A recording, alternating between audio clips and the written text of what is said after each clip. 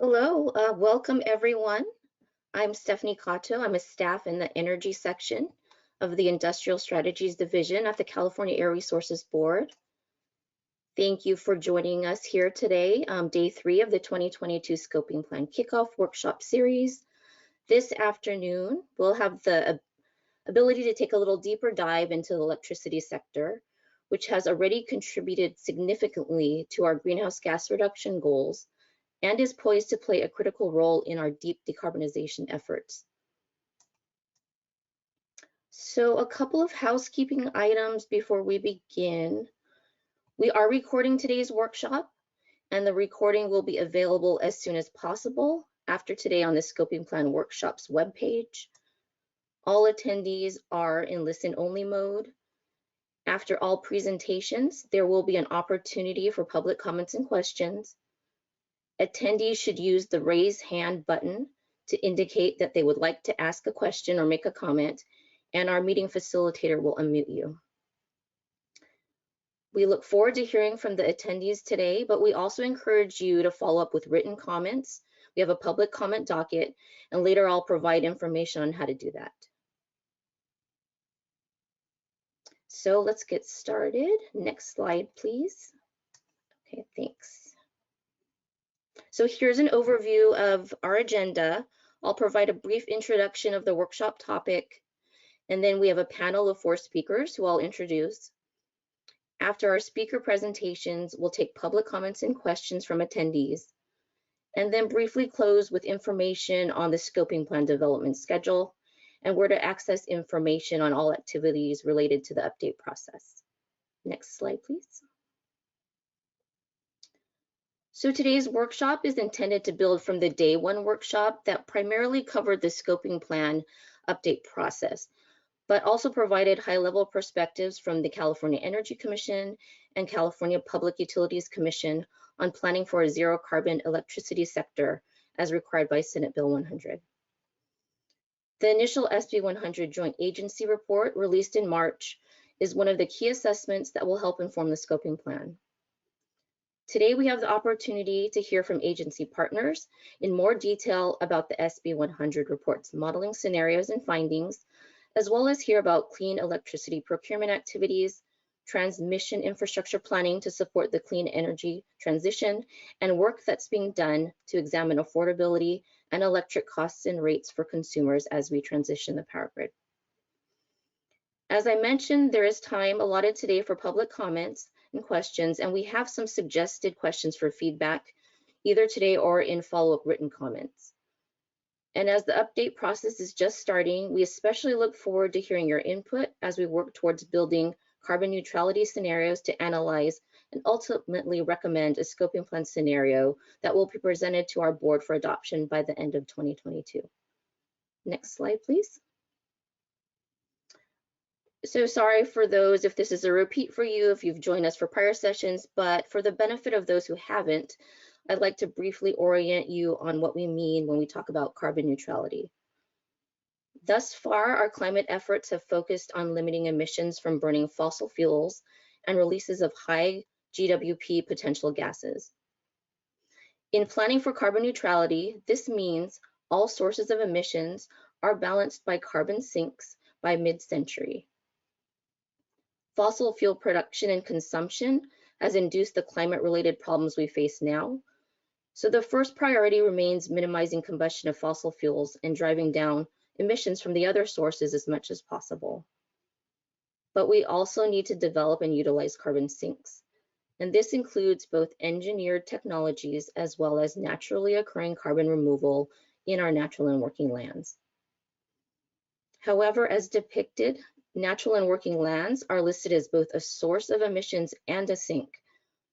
Recent catastrophic wildfires, land conversion, and other disturbances that are largely driven by climate change and human activity have turned our natural and working lands into a net source of emissions, which makes achieving carbon neutrality even more challenging. Next slide, please. So for some framing, here is emissions information about greenhouse gases from the electricity sector and its progress to date.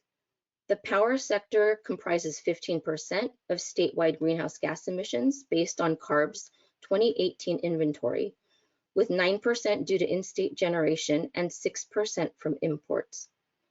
California power plants emitted 40% less greenhouse gas emissions in 2018 compared to 2001. And since the early 2000s, renewable and less carbon-intensive resources have helped the continuing decline in fossil fuel generation. And higher energy efficiency standards have reduced growth in electricity consumption driven by population and economic growth. Though year-to-year fluctuations in hydropower may result in small increases in carbon intensity in some years.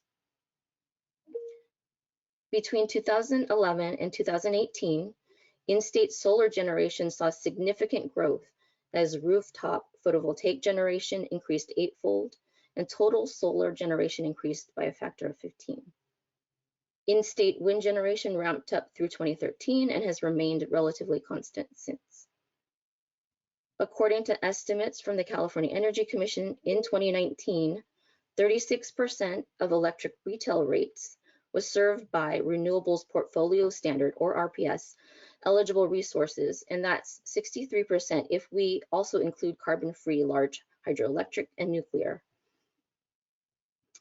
Senate Bill 350 directs CARB in coordination with the Public Utilities Commission and Energy Commission to establish year 2030 greenhouse gas emissions targets for the electricity sector and for each electricity service provider. CARB originally developed year 2030 sector planning target ranges of 30 to 53 million metric tons of carbon dioxide equivalent in 2018, consistent with the 2017 scoping plan.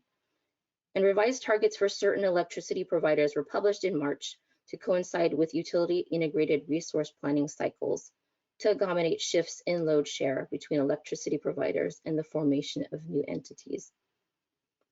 During the scoping plan update process, economy-wide trends and progress towards achieving the state's greenhouse gas emissions reduction targets and goals will be evaluated, and potential changes to the greenhouse gas emissions planning target regions for the electricity sector and load-serving entities will be considered. These potential changes would impact the greenhouse gas emissions targets for integrated resource plans submitted by publicly owned utilities to the Energy Commission in 2024, and those submitted by load-serving entities to the Public Utilities Commission in 2023. Next slide, please. So this slide lists a few questions we think we need to consider in relation to the electricity sector as we develop a scoping plan, and we welcome input on these and other topics. For example, are there other zero carbon resources beyond those included in the initial SP100 assessment that we should be considering? Fossil and natural gas generation is currently one of the resources we rely upon now for reliability. If we depend on greater amounts of weather-dependent solar and wind resources, and we experience more extreme climate-induced weather patterns, what resources should we use to maintain reliability and build resiliency into our electricity system? What zero carbon firm resources are critical, and what role should carbon capture and sequestration play? What zero carbon resources also provide air quality and public health benefits that are needed to reduce impacts in disproportionately burdened communities? And what actions should the electricity sector prioritize to maximize these benefits? Build out of infrastructure to transition to 100% clean electricity entails long lead times. So to what degree do we rely more on existing technologies versus developing technologies? And what actions do we take to ensure low-income households are able to benefit from clean energy policies without causing disproportionate economic impacts? Next slide, please. Okay. So now we're going to move on to our panel presentations from our sister agency speakers at the California Energy Commission and the California Public Utilities Commission, and from the California Independent System Operator. So first up, we have Dr. Liz Gill, who is an advisor to Commissioner Gunda at the Energy Commission. She also serves as served as the technical lead for the 2021 SP100 Joint Agency Report, and she will provide an overview of the SP100 report modeling scenarios and key findings. So Liz, I'll hand it off to you.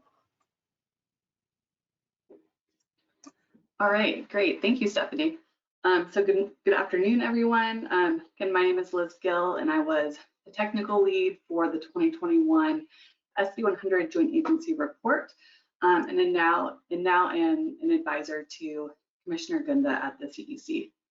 So I'm going to provide a brief review of the 2021 SP100 report, the resulting resource builds, and some of the key takeaways. And before I get into the report, I do want to acknowledge the many contributors. It was a joint agency process with the CEC, CPUC, and CARB, with over 1.5 years of workshops. Too many staff really to name individually, but I just want to recognize the strong collaborative effort that really went into this report.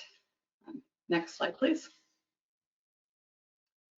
So SP100 calls for renewable and zero carbon resources to supply 100% of retail sales and all state agency loads by December 31st, 2045.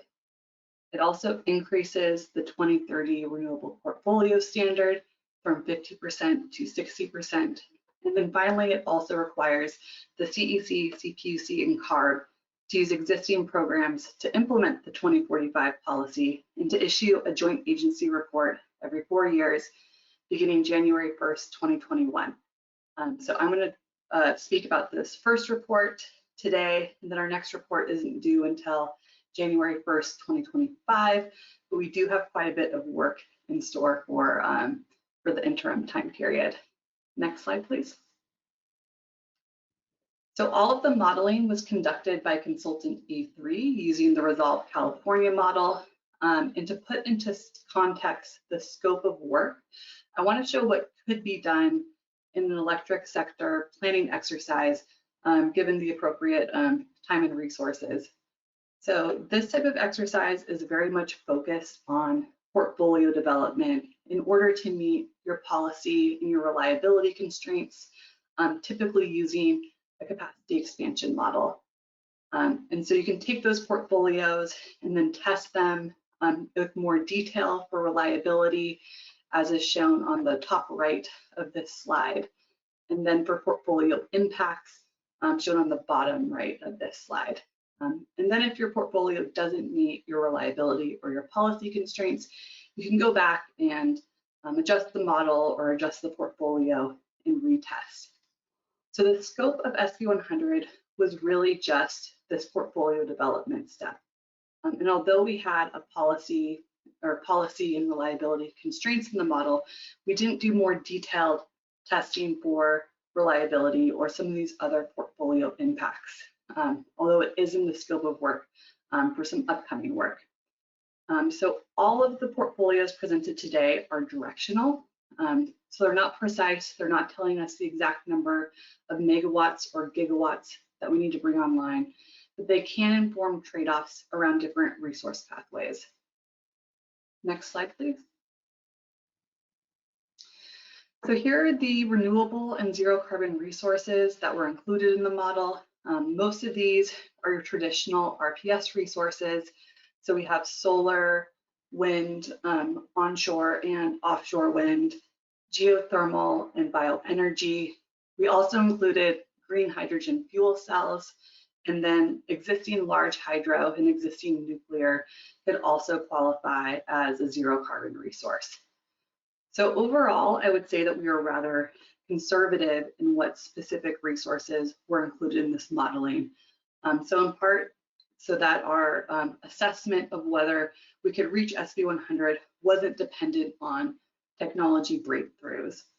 But we did want to capture the potential benefit of zero carbon firm resources should they come to market at an advantageous cost point. So you can see in the bottom two lines, we included a generic zero carbon firm base resource and dispatchable resource in a set of study scenarios that I will talk about today. Next slide, please. So another important assumption in this study, and is very relevant to the scoping plan work, are the demand scenarios that we used. So we used 4 different demand scenarios. The first is a reference case, which is effectively an extrapolation of the 2019 California energy demand forecast out to 2045. And then we also included 3 scenarios from E3's pathways model, specifically from the 2018 deep decarbonization report that E3 conducted for the CEC. And so these scenarios reflect meeting the 80 by 50 goal. And we included a high electrification scenario, high biofuels, and high hydrogen scenarios. And so all of these titles reflect economy-wide scenarios. So high biofuels doesn't mean high biofuels in the electric sector. It means high biofuels economy-wide. And so I'll highlight the high electrification scenario, which is in the top right, because it's the one that most of the work centered around. You can see that there's pretty significant load growth. And even with that, I think we can expect that scenarios that meet carbon neutrality would have even more load growth than what's seen in the scenarios here. Next slide, please. So getting into the actual results, here are the results of our high electrification SP100 core scenario.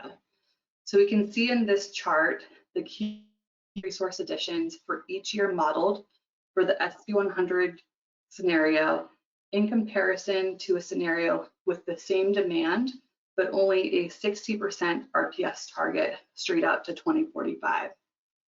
So the SP100 core scenario includes 172 gigawatts of total nameplate capacity, including nearly 70 gigawatts of utility scale solar, nearly 50 gigawatts of battery storage, 32 gigawatts of assumed customer solar, 10 gigawatts of offshore wind, 12.6 gigawatts of onshore wind, both in-state and out-of-state, 4 gigawatts of long duration storage, which was modeled as pump storage, and then 135 megawatts of geothermal.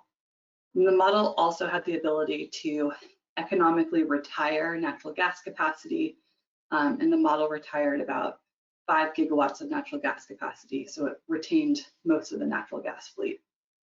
And so for context, in 2019, we had about 80 gigawatts of installed in-state capacity. So we're looking at approximately tripling our electric grid capacity.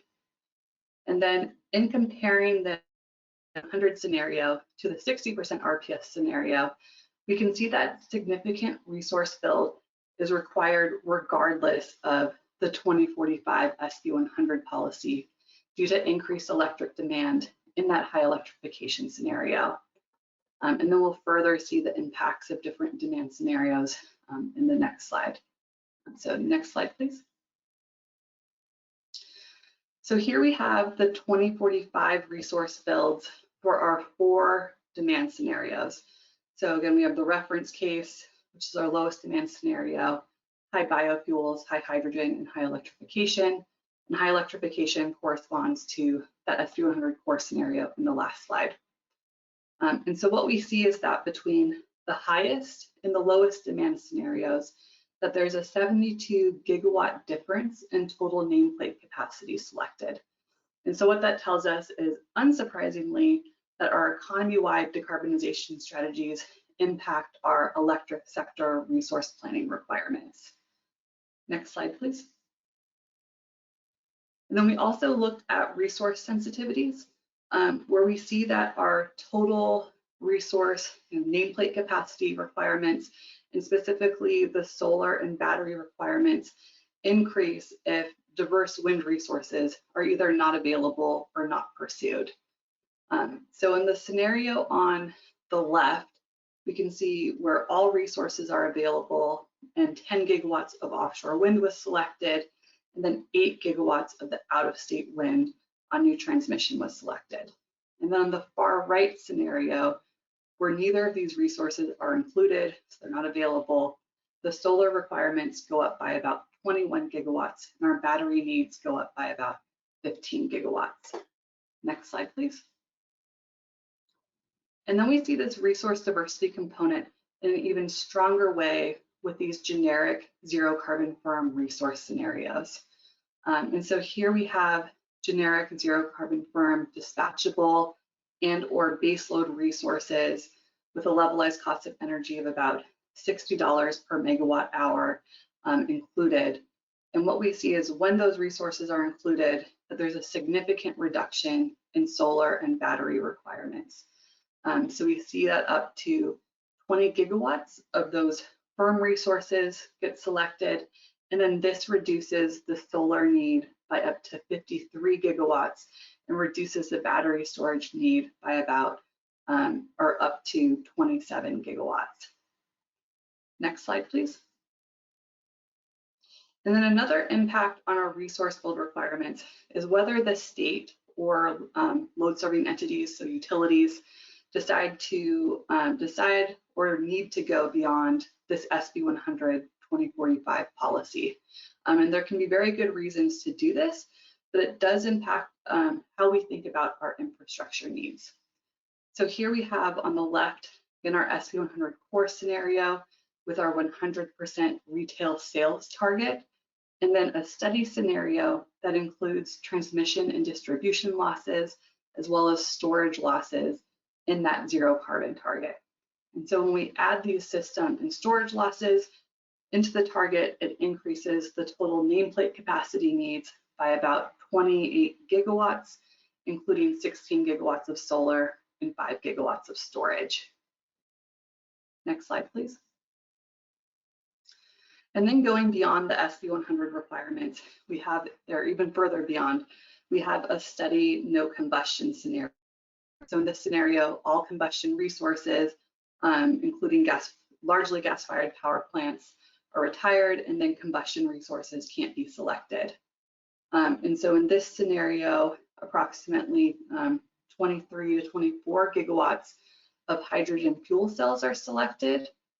And this is to effectively replace the natural gas capacity that's been retired. And then an additional 18 gigawatts of solar and 12 gigawatts of storage were also picked up in comparison to that SP100 core scenario. Next slide, please. So next, looking at the GHG impacts of these scenarios, here we have the zero carbon generation. So this is specifically in-state and specified resources, and then GHG emissions for a handful of our scenarios. So I'll go from the bottom and move up. So without the 2045 target, we'd be looking at about 76% zero carbon generation in 2045, resulting in 57 million metric tons of annual GHG emissions. And so this is actually, I believe, higher than today's electric sector GHG emissions, but keep in mind that all these scenarios include a significant amount of new load due to electrification. And then with the 2045 SP100 policy, we're around 90% zero carbon in-state and specified resource generation, with GHG emissions reduced to 24 million metric tons. And then the study scenario where we added in those T&D and storage losses, this increases the zero carbon generation further to 96% and decreases GHGs to 12 million metric tons.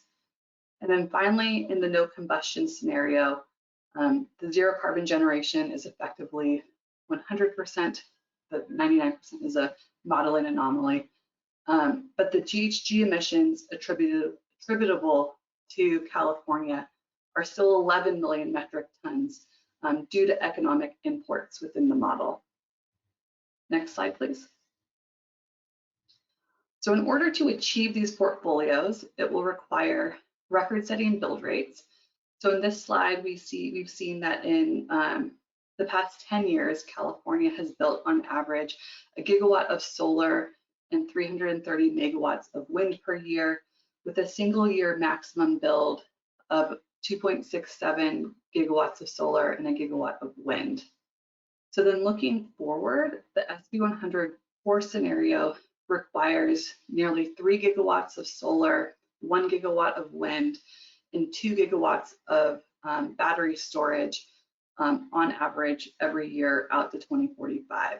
And so this has implications for procurement and planning activities, our land use needs, and potentially supply chain requirements. Next slide, please. And then really quickly, here's the main takeaways from our SP100 modeling. So this initial analysis suggests that SP100 is technically achievable, and there's multiple pathways to get there. Second, in order to meet SP100, construction of clean electricity generation and storage must be sustained at record-setting rates. Modeling showed that diversity in energy resources, technologies, lowers overall costs. It also showed that retaining some natural gas capacity may minimize costs while ensuring uninterrupted power supply during that transition to 100% clean energy. But increased energy storage and advancements in zero carbon technologies may reduce that natural gas capacity need. And then finally, more analysis is still needed. Next slide, please. And so here are specific recommendations for that further analysis. Some of it we hope to tackle pretty soon, and if not, it would happen through the next report. So first, verifying that scenario results satisfy the state's grid reliability requirements across a range of conditions, continuing to evaluate the potential effects of emerging resources such as offshore wind, long duration storage, green hydrogen technologies, and demand flexibility. Third, assessing environmental, social, and economic costs and benefits of new clean electricity generation and storage. And then finally, holding annual workshops to support alignment among the joint agencies and continuity between SP100 reports. So elaborating on this last, thank you. So elaborating on this last point really quickly, the CEC just kicked off our SP100 implementation work that will be done in collaboration with our sister agencies.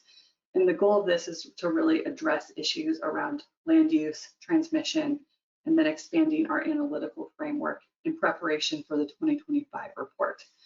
And so the goal is that all of this work would then accumulate in these annual SP100 joint agency workshops.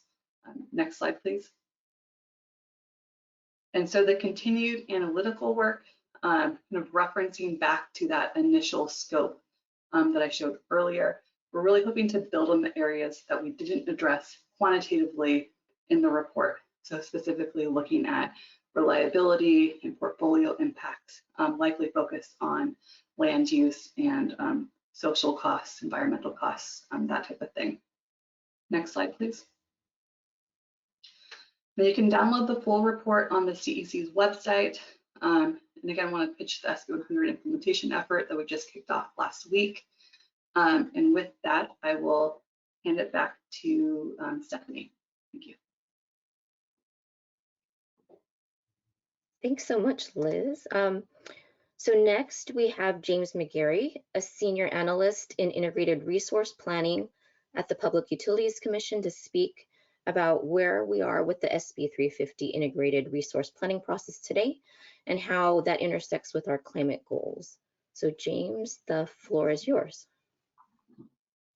Great, thank you, Stephanie. And thank you, CARB, for hosting this workshop and for inviting me to speak. Hi, everyone. My name is James McGarry. I'm a senior analyst on the CPUC's Integrated Resource Planning team, or IRP, and was also a contributor to the joint agency SB report that Liz was just presenting.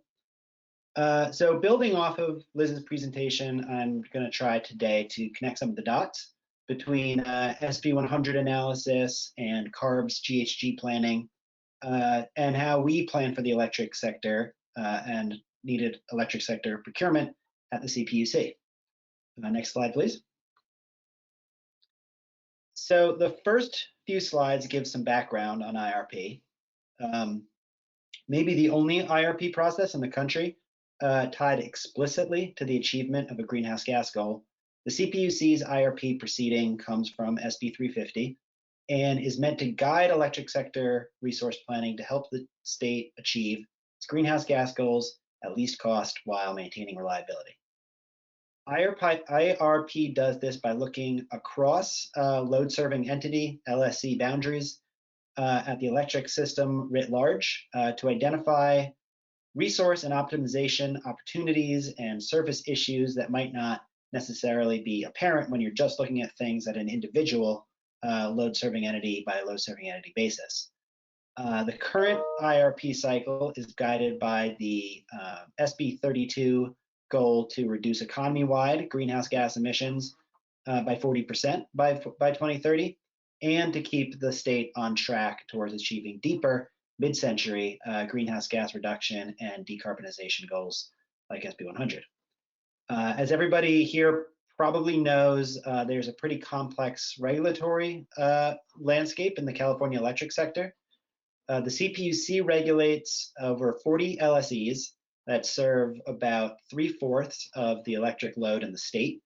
IRP does plan for statewide electric sector decarbonization, but we only regulate those LSEs that are under our jurisdiction. So our continuing coordination with our sister agencies like the Energy Commission, the CAISO, and the Air Resources Board is very important. Next slide, please. So as I was just saying, the statutory basis for IRP comes from SB 350, which charges us with identifying a diverse and balanced portfolio of resources that provides optimal integration of renewable energy at a cost-effective manner.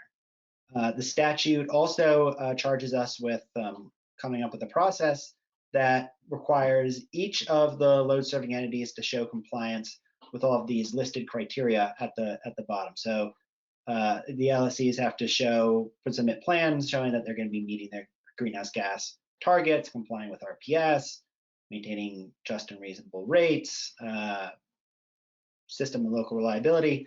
There's a lot of different criteria, some of which are complementary, some of which aren't always complementary and have to be balanced when they submit their plans to us. Next slide, please. So the diagram that I'm showing here shows the general process that an IRP cycle follows. If nothing else, I want to convey here how much we take inputs from and provide outputs to other agencies as part of our ongoing planning cycle. So the first step of IRP is establishing the range of greenhouse gas targets that we're going to study. And this is based on the range set by CARB through their scoping plan process. Which, as Stephanie was presenting in the beginning, outlines, among other things, what the electric sector needs to do to keep on track towards maintaining our climate goals. So this current scoping plan cycle will set the boundaries for future IRP cycles and ensure through the integration of our proceedings that we're able to keep the electric sector on track for economy-wide GHG reductions. So after that comes the creation of a reference system plan, or RSP, which is what we did last March. This is where we develop a set of optimal resource portfolios that meet the greenhouse gas planning targets from step 1, along with reliability, RPS, and other relevant targets at least cost. The RSP also sets a 2030 electric sector greenhouse gas target for the state and provides guidance to all the load-serving entities about how they should be planning for their procurement and what combinations of resources would be optimal for the system as a whole. Notably, I also want to point out that the RSP takes all of its load forecast inputs from the CEC's Integrated Energy Policy Report, or IPR, which further ensures interagency alignment in planning and planning assumptions.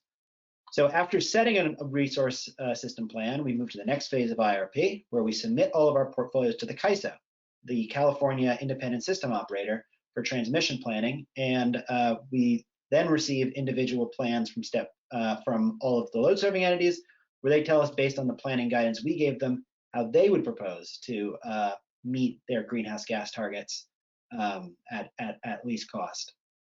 So we take all of those plans that we get from the over 40 load-serving entities, we aggregate them, put them together for the development of a preferred system plan, which is what we are doing right now, where we put them together and then we fill in gaps where necessary to solve for reliability, if there's a shortfall in greenhouse gas reductions, feasibility in case, the combination of all those resources plan for more wind than is actually physically available in a certain area.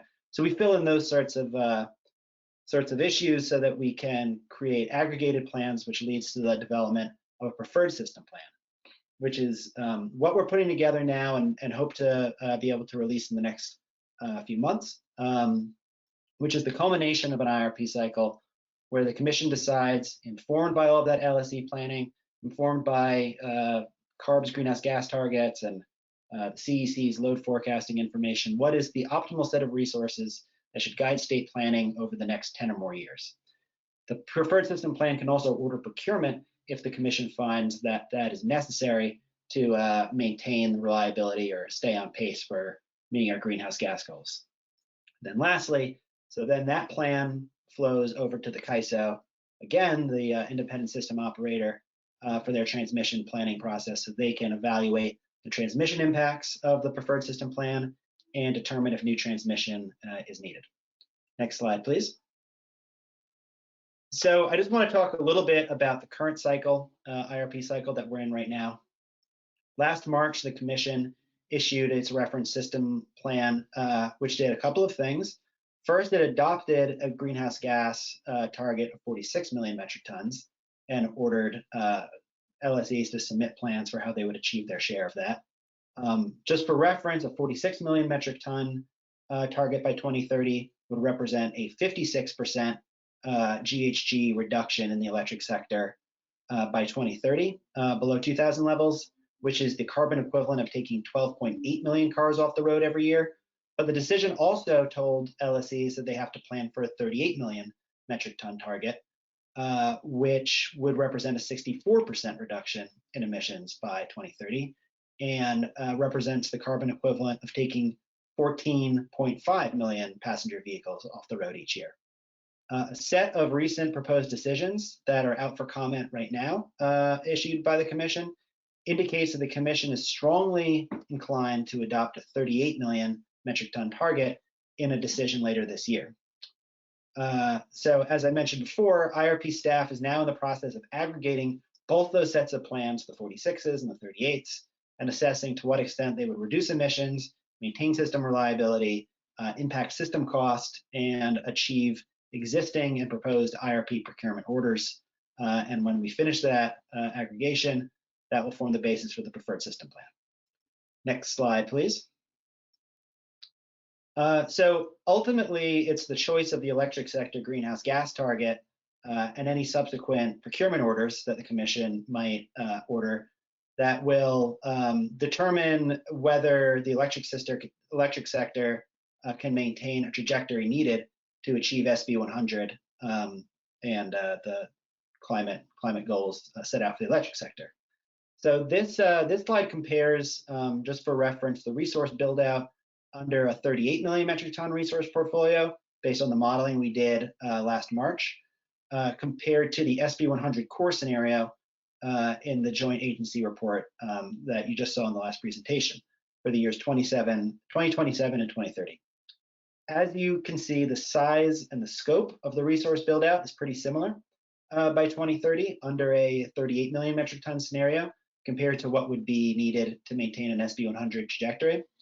Directionally, I think it is fair to say that out to 2030, current statewide electric sector planning under a 38 million metric ton scenario is in line with SP100 analysis and moves the electric sector to where it needs to go to achieve the ambitious build-out rates required by SP100.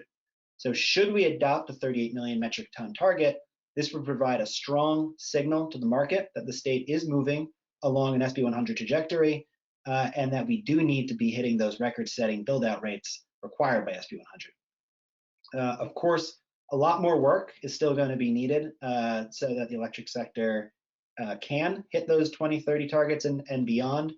And the IRP process is exactly designed to identify and plan for those needs on an iterative basis, incorporating the best information from our sister agencies.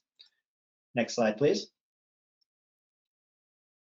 Before concluding, I want to quickly touch on this chart for a moment, which shows the size of the mid-decade reliability need, which was identified in the IRP proceeding as being needed to respond to more extreme weather events to replace electricity generation for more than 3,700 megawatts of retiring natural gas that's happening over the next couple of years, as well as the retirement of the Diablo Canyon nuclear power plant.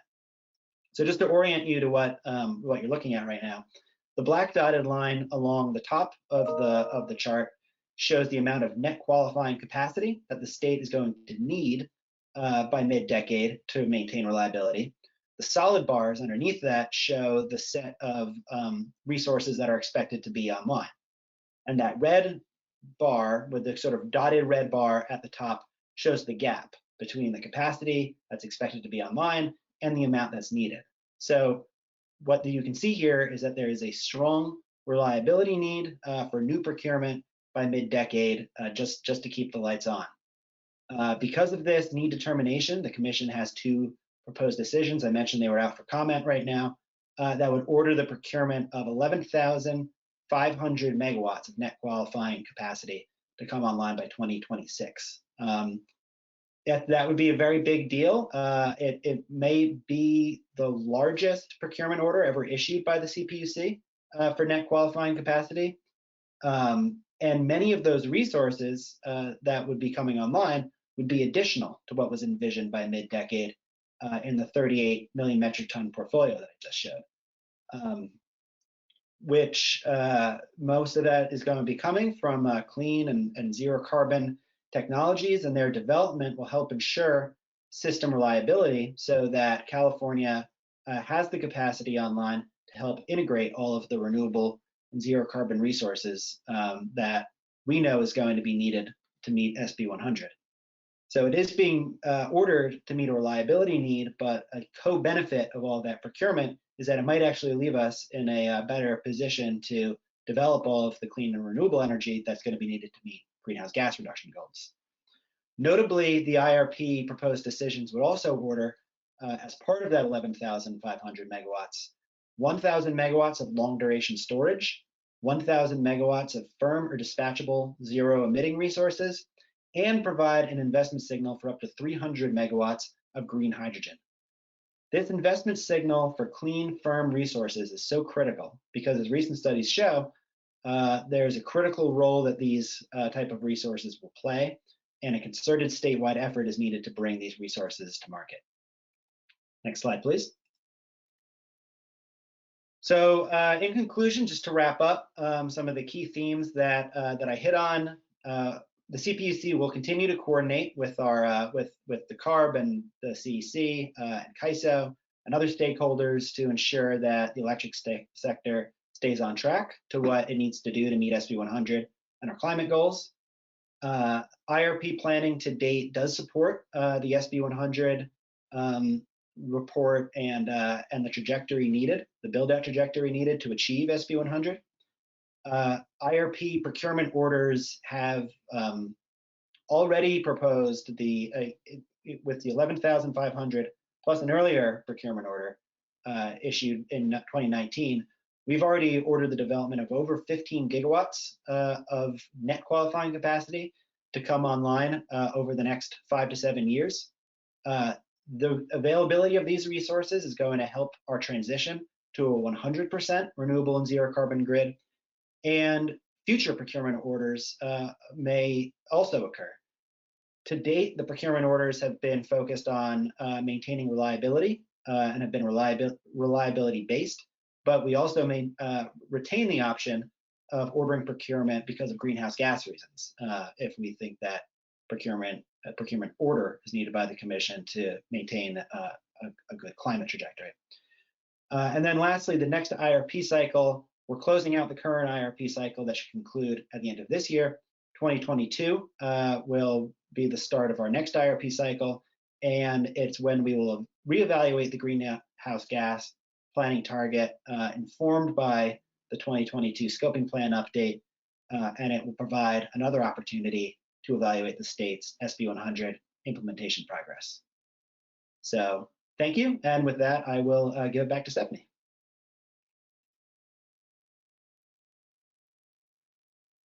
Okay, thank you, James. So now up next, we have Jeff Billington, Director of Transmission Infrastructure Planning at the California Independent System Operator, or CAISO, to speak on grid transmission planning and the 20-year transmission outlook. So Jeff, please go ahead. Great, thanks, Stephanie.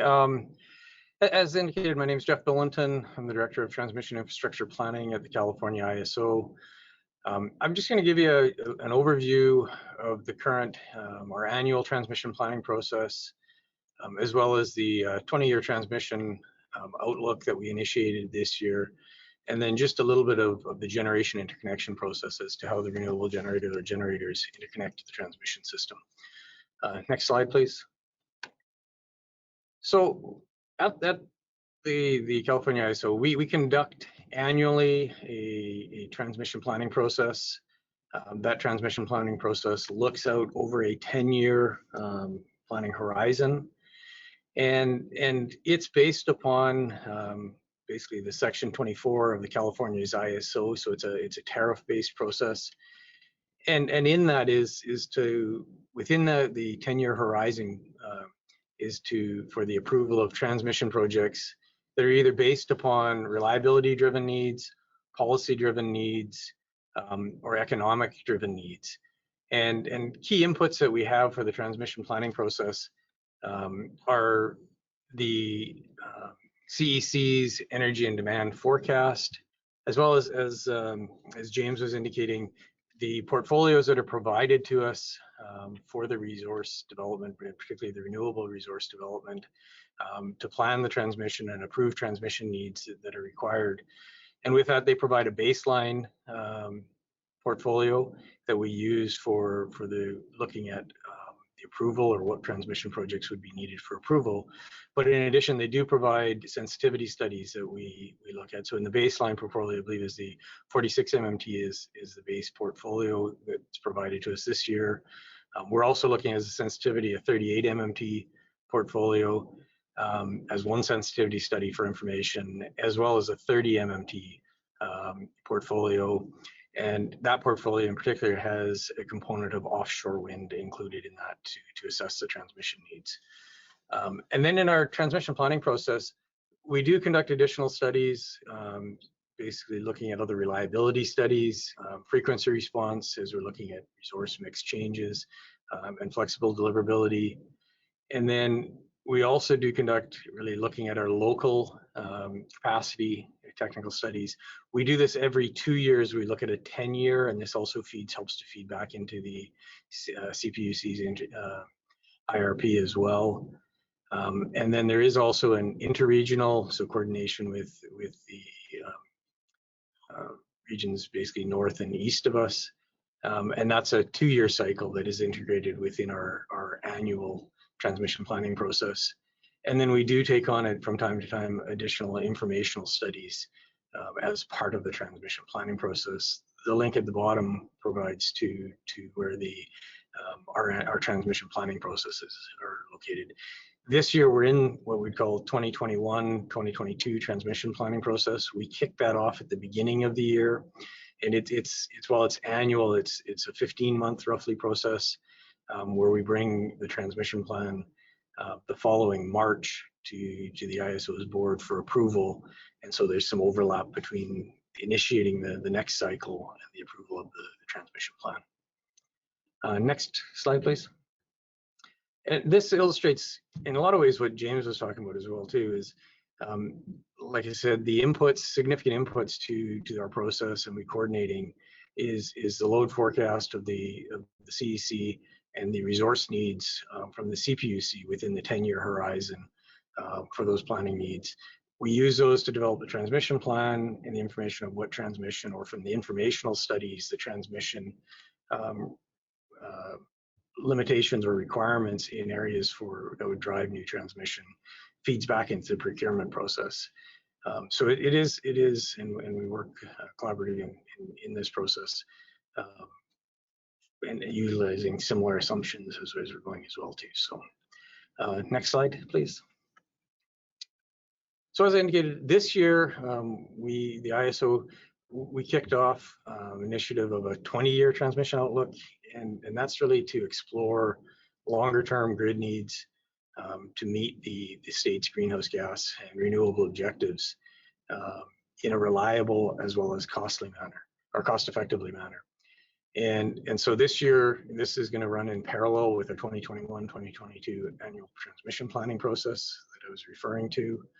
And we want to ensure to engage meaningful discussion.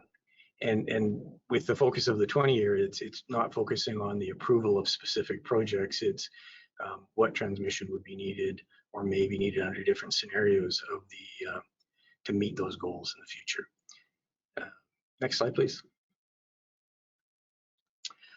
So what we're looking for this initiative is that it is a less structured and framework for open discussion than the 10-year, which is focused on, like I said, the approval of the transmission that's needed within the 10-year planning horizon, as set out in our transmission planning process.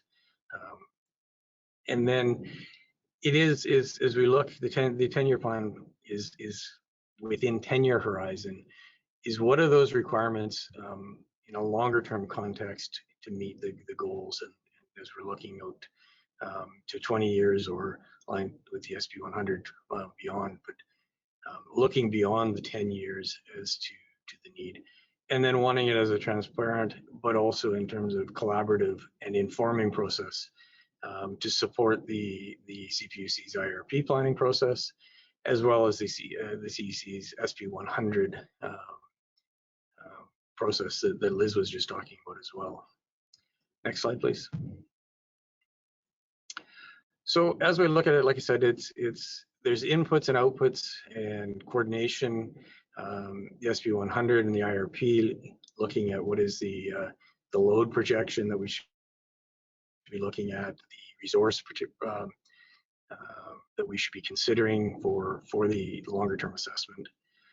There's also, as we look at the 10-year, so if we look at the 10-year transmission needs that we're identifying and then looking longer, kind of the glide path of that transmission fitting into and with the longer term needs, as well as some of the sensitivity studies that we do in the 2021-2022 transmission planning process, which particularly sensitivity 1 has some out of state, so looking at kind of how do we build with those scenarios, and then 2020. The sensitivity 2 of the transmission planning process is looking at a offshore wind with a 8.8, well, roughly 8 gigawatt as what would be detailed analysis, and then a 20 gigawatt. And so some of that, what we're learning, can feed into the outlook as well. And so with those, we're also then looking what is the potential for internal or in-state transmission projects that would be needed, as well as out-of-state transmission projects that would be needed to meet those goals and the resource portfolio to meet those greenhouse gas goals. Next slide, please. And this as we're looking at it is wanting to take with the load forecasts, and as Liz indicated, there's within the SP100 increased for electrification. And then in resources, looking at broader resource transitions. And one is including looking at more aggressive gas-fired fleet retirements. And then to meet the out-of-state, what interregional opportunities are there for transmission development to support the state's goals. Next slide, please. And this kind of dovetails with what Liz had already provided, but the main is we're looking at for this year, and the outlook is looking at basically starting point being the SP100 scenarios, and in particular the core scenario and the study scenario and the resource mix that is required that has in-state, out-of-state, offshore wind, as well as has a modest amount of gas retirement in the roughly 5 to 7 gigawatt range. And that's one that we need to explore is what is the principles of that retirement, but also maybe looking at not maybe a zero carbon, but an expanded from the point of gas retirement beyond that requirement. And so we'll be looking at further outreach with the CEC, CPUC, as well as stakeholders to land on those so that we can develop the 20-year outlook. Next slide, please. The one with this is we're not looking for doing the initiative as we coordinate with 2021, 2022 transmission planning process. We're not looking to do the detailed level of comprehensive analysis that we do in the 20-year or the 10-year to lead to the approval of transmission projects. We're looking at a higher level to test the feasibility, so more along from a technical point of view of power flow type analysis as to the capability of those, but not looking at all of the suite of studies that we do in detail that we would for the approval of transmission projects. And so we're going to coordinate the schedule with the 10-year, and I have a schedule. I'll show you kind of some of the milestones that we have in that process that we'll be linking up with. But we will also be looking at holding, as appropriate, additional stakeholder sessions in addition to the ones that we typically do with the 10-year planning process. And we're very open and welcome stakeholder input and consultation through this process. Next slide. So this provides kind of timing. We held an initial stakeholder meeting. The information is on our stakeholder under initiatives. We had that on May 14th. We also participated in the CEC's SP100 kickoff workshop on June 2nd, as well as today. And then looking at potential transmission projects in the June or early July timeframe, additional stakeholder consultation. And then the last part of the schedule identifies the currently basically established milestones that we have in the transmission planning process that we will also be providing updates on the 20-year outlook, and that's in September. We have a stakeholder meeting as well as in November. And then we produce the draft transmission plan. Basically January 31st, we publish the 2021-2022 transmission plan, the draft of that. And at the same time, we'll also be targeting to post the 2020 transmission outlook as well as a standalone document at the same time, and then hold a stakeholder meeting in February of 2022.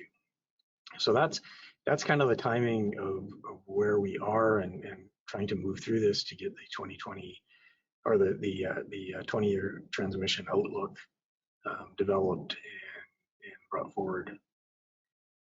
And if you want to go to the next slide.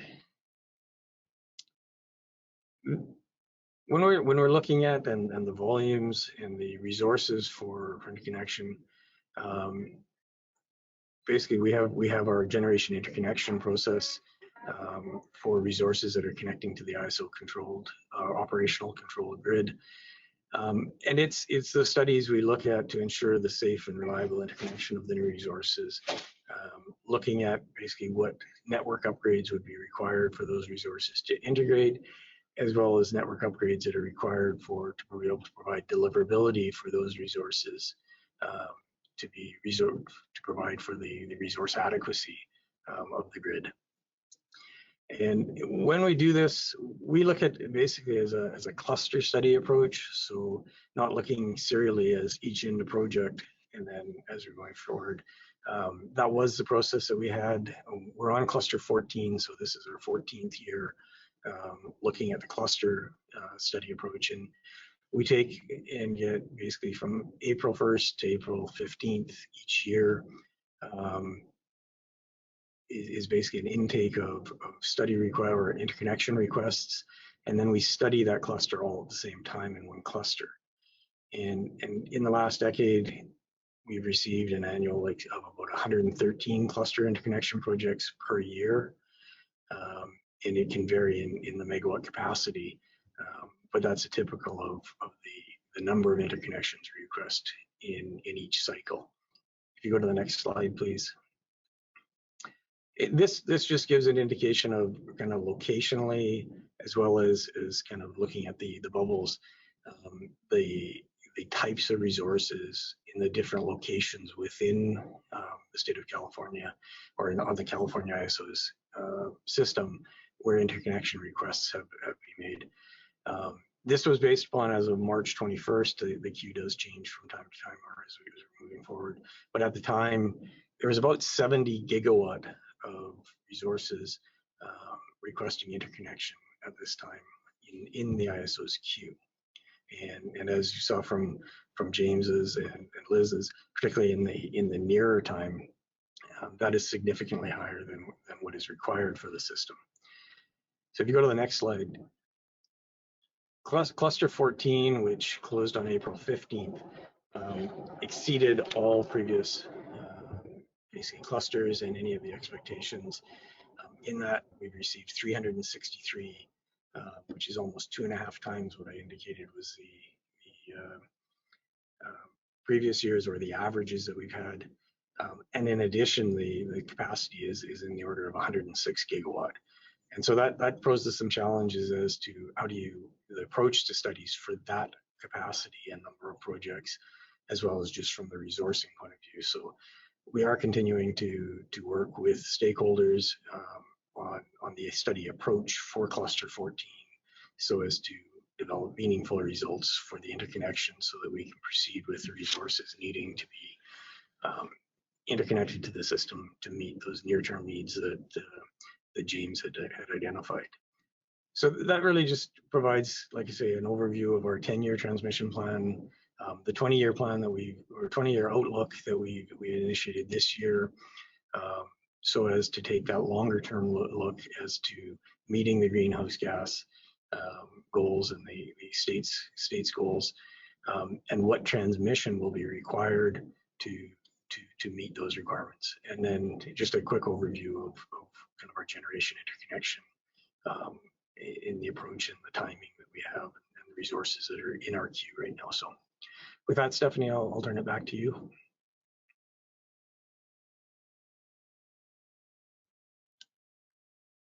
Thank you so much, Jeff. So our last speaker on our panel, we'll move on to that. So electric rates and bills are of concern to consumers as we transition to a zero carbon grid. So we have Ankit Jain, a senior analyst in the retail rates group in the energy division of the California Public Utilities Commission, to speak on key takeaways from the CPUC's rates and costs en banc, and to also provide an update on what they're doing in terms of affordability metrics. So Ankit, please go ahead. Thank you, Stephanie, and thank you to CARB for having me here today. Like Stephanie said, I'm going to be talking about some of the key takeaways from the recent rates and costs en banc hearing, focusing on issues as they pertain to affordability and equity concerns, and then also give a quick update on where we are with the affordability metrics being developed as part of the affordability proceeding. Next slide. So just in the way of background, the CPUC's strategic directives include assuring that essential services are available to all Californians at an affordable price. Obviously, essential services include electric utility service. And one of the ways that the CPUC tracks and reports rate trends is through the annual SP695 report. In recent years, we've noticed some worrying trends in the SP695 report. We've noticed that bundled residential rates have been outstripping inflation, which has been happening since 2013, and that California's major IOUs have been climbing the national rankings relative to other utilities as far as average residential bills. So for this year's SP695 report, the CPUC decided to take a longer-term rate outlook rather than the typical couple of year outlook that we've done in prior reports, and try to build a forecast of bundled residential rates out to 2030 for each of the 3 major IOUs. Separately, we have been working on developing a set of metrics to objectively measure the affordability of utility rates. That's part of the affordability proceeding, which you see the number 4 down there at the bottom. So I'm going to touch on that a little bit as well. I'm going to try to go through this material fairly quickly. There's a lot to cover.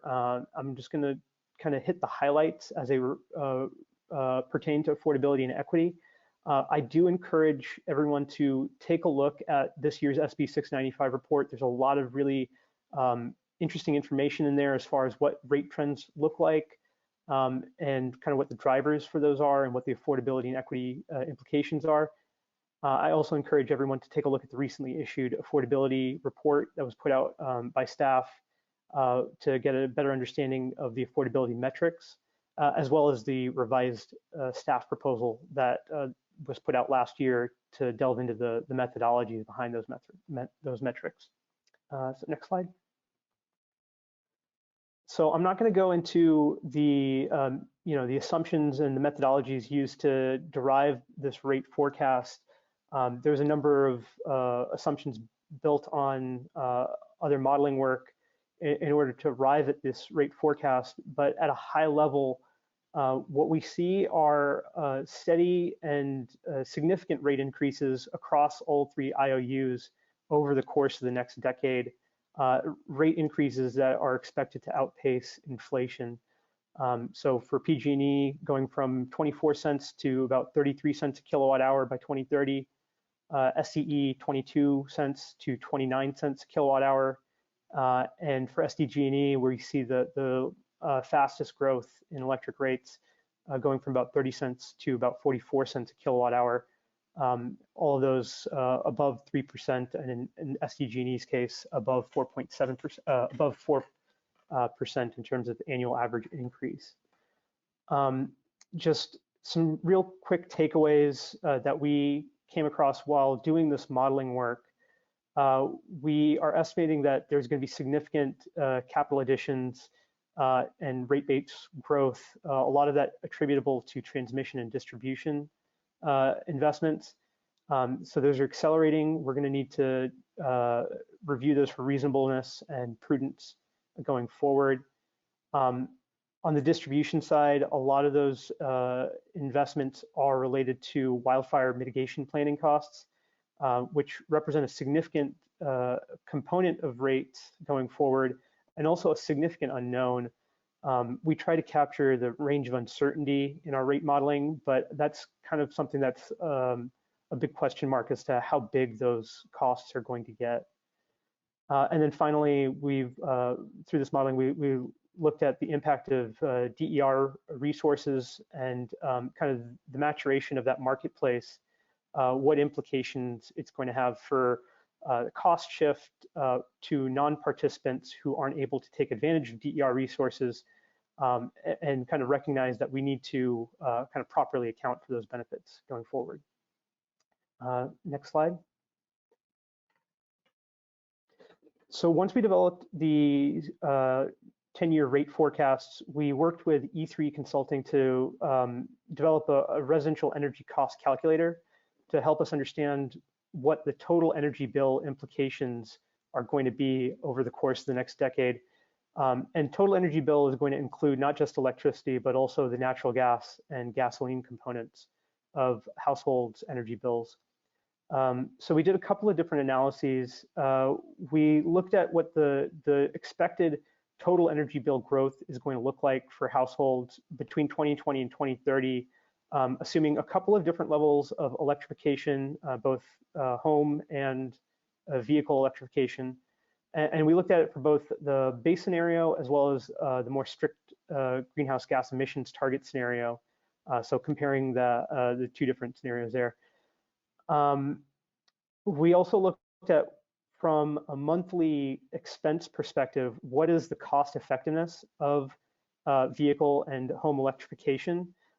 This analysis kind of set aside the upfront capital question associated with electrification and really just focused on, given the energy price forecast that we have, what is the impact to households' monthly bills as a result of electrification. I'll note that the analyses I'm going to go through here are going to focus on a representative high energy use household in a hot climate zone rather than an average energy usage household. The reason for that is because, I'll get into it a little bit when we get to the affordability metrics, but a lot of the affordability concerns that we are really seeing are happening in the hot climate zones in California. And also we wanted to understand what the energy bill implications are for customers who are most sensitive to energy prices. So we're focusing on these high energy use households in a relatively hot climate zone. We also took a look at what the impact of the high electrification scenario would be on our estimated electric rates, kind of trying to get to the question of will the increase in electric sales offset the increased spending that's going to be needed to support that high electrification scenario, and what impact is that going to have on rates overall. Next slide. So before we get into the actual analysis, I'm just going to quickly show the rate and gasoline price forecasts that were built into this analysis. We've already talked about the electric rate forecast. On the natural gas side, we have a forecast here that's built from two components, the commodity rate, which is derived from the California Gas Report, and then the delivery rate, which looked at kind of historical growth in transportation costs for natural gas and try to extrapolate that out into the future. And then on a gasoline price side, there's kind of three components to this forecast: a base price derived from EIA data, the cap and trade adder, and then the low carbon fuel standard adder. It's not readily apparent from the scale of these graphs, but I think the key takeaway here is that the rate of electric rate growth is far slower than what we're seeing on the natural gas and the gasoline side. And I think that becomes more apparent as we get to the next slide.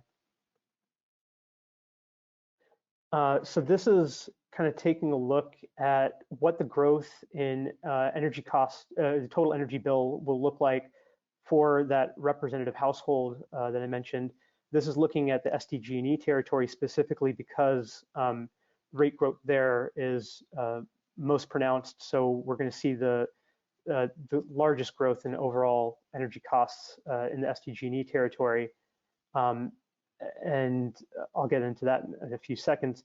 But we see a similar trend both for SCE and PG&E as well, which is that total energy costs are expected to grow faster than inflation over the course of the next decade. And you can see the breakdown there between the electricity, natural gas, and gasoline components. There's no change in energy usage across the decade in this example. So all of the cost growth is coming from electric, natural gas rate growth as well as gasoline price growth.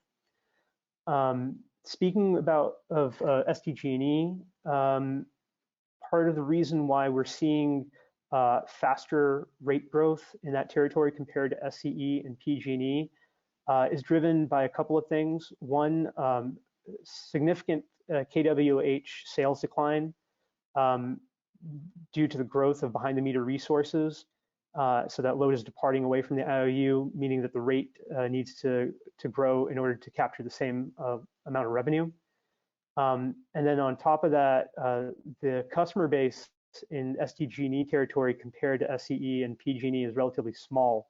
So it's more sensitive to the sales decline as well as to the capital investments. It's mostly residential service territory, not as much commercial and industrial customer base to kind of help absorb those changes over time. Next slide. So I mentioned that one of the analyses we did was to take a look at the impact of the higher greenhouse gas emissions target on total energy bills. And we looked at it for three different representative households representing different levels of electrification. On the left side, you'll see the household that is mixed fuel as well as has a gasoline-powered vehicle. And what you see are the 2030 monthly bills estimated for this household under the 46 MMT greenhouse gas emissions target, as well as the 38 MMT target. You can see that there's a relatively small increase in the monthly bills for the 46 MMT target. Looks like those labels got slightly switched up, but basically it's a $4 a month increase going to the more aggressive GHG target. The middle set of graphs looks at a household that still has natural gas appliances, but this household has adopted an electric vehicle, so there is some level of electrification. You can see there is a little bit more bill growth compared between the 46 MMT and the 38 MMT target scenarios. But also you'll notice that there's significant overall energy savings, which is further illustrated by the last household, which has electrified space and water heating in addition to an electric vehicle. So this customer is obviously going to be the most sensitive to growth in electricity rates, and that's why you see a $9 a month increase comparing the two different scenarios. But overall, that customer is going to see the greatest savings in overall energy bill as a result of the electrification that they've undertaken, speaking to that relative growth in gasoline prices and natural gas rates compared to electric rates over the course of the next decade. And I think that drives home one of the most important issues that we identified from an affordability and an equity perspective, which is that in order to kind of mitigate some of the energy cost increases that we're going to see over the next decade, it's going to be very important for households to try to electrify to avoid the price increases that we're expecting on the natural gas and the gasoline side. And this analysis is just looking at monthly expenses, and it doesn't include the upfront capital investment needed for that electrification. So it's going to be very important when we think about the affordability concerns for low-income households. How do we lower those barriers to entry for electrification, both for households, for buildings, and for vehicles? Next slide. So this just goes into a little bit more detail about the kind of customer's perspective of cost effectiveness of vehicle electrification. This set of graphs is looking at monthly expenses. The top set of graphs are looking at monthly expenses in terms of energy costs as well as maintenance costs for an electric vehicle, which is represented by the set of dashed lines under the three different IOUs, compared to ownership of an internal combustion engine vehicle, a traditional gasoline-powered vehicle, which you see represented by the blue line in each of those graphs. The difference between the right and the left, the right graph is looking at unmanaged charging, so a vehicle owner is just plugging in their vehicle as soon as they get home, whereas managed charging is looking at a customer being on some sort of EV rate where there is incentive to do their charging kind of during off-peak hours in order to save on their electric bill. Overall message here is that there's significant monthly expense savings that are achievable if customers are able to electrify their vehicles. But again, the key message here is that there is significant cost, upfront cost associated with that decision.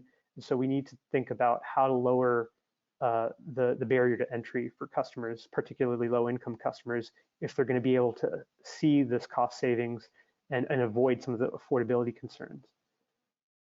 Next slide. I mentioned that we also took a look at what the expected rate impact would be, comparing kind of a reference scenario to this high electrification scenario. I'm not going to go into all of the numbers here, but basically we estimated what the additional spending would need to be to support a higher electrification target. And this is including more light-duty electric vehicles on the road, as well as significant deployment of medium and heavy-duty electric vehicles, and whether the increased electric sales would be enough to offset that additional spending to actually bring rates down. And what our analysis showed is that, yes, we do expect under this high electrification scenario to see some residential rate savings on the order of about 1.4 to 2 cents a kilowatt hour, comparing the reference scenario to the high electrification scenario. Next slide. So I'm going to quickly cover what we're doing with the affordability proceeding in terms of the development of the metrics that we're using The goal of this proceeding is to develop a set of metrics to objectively measure the affordability of utility services that includes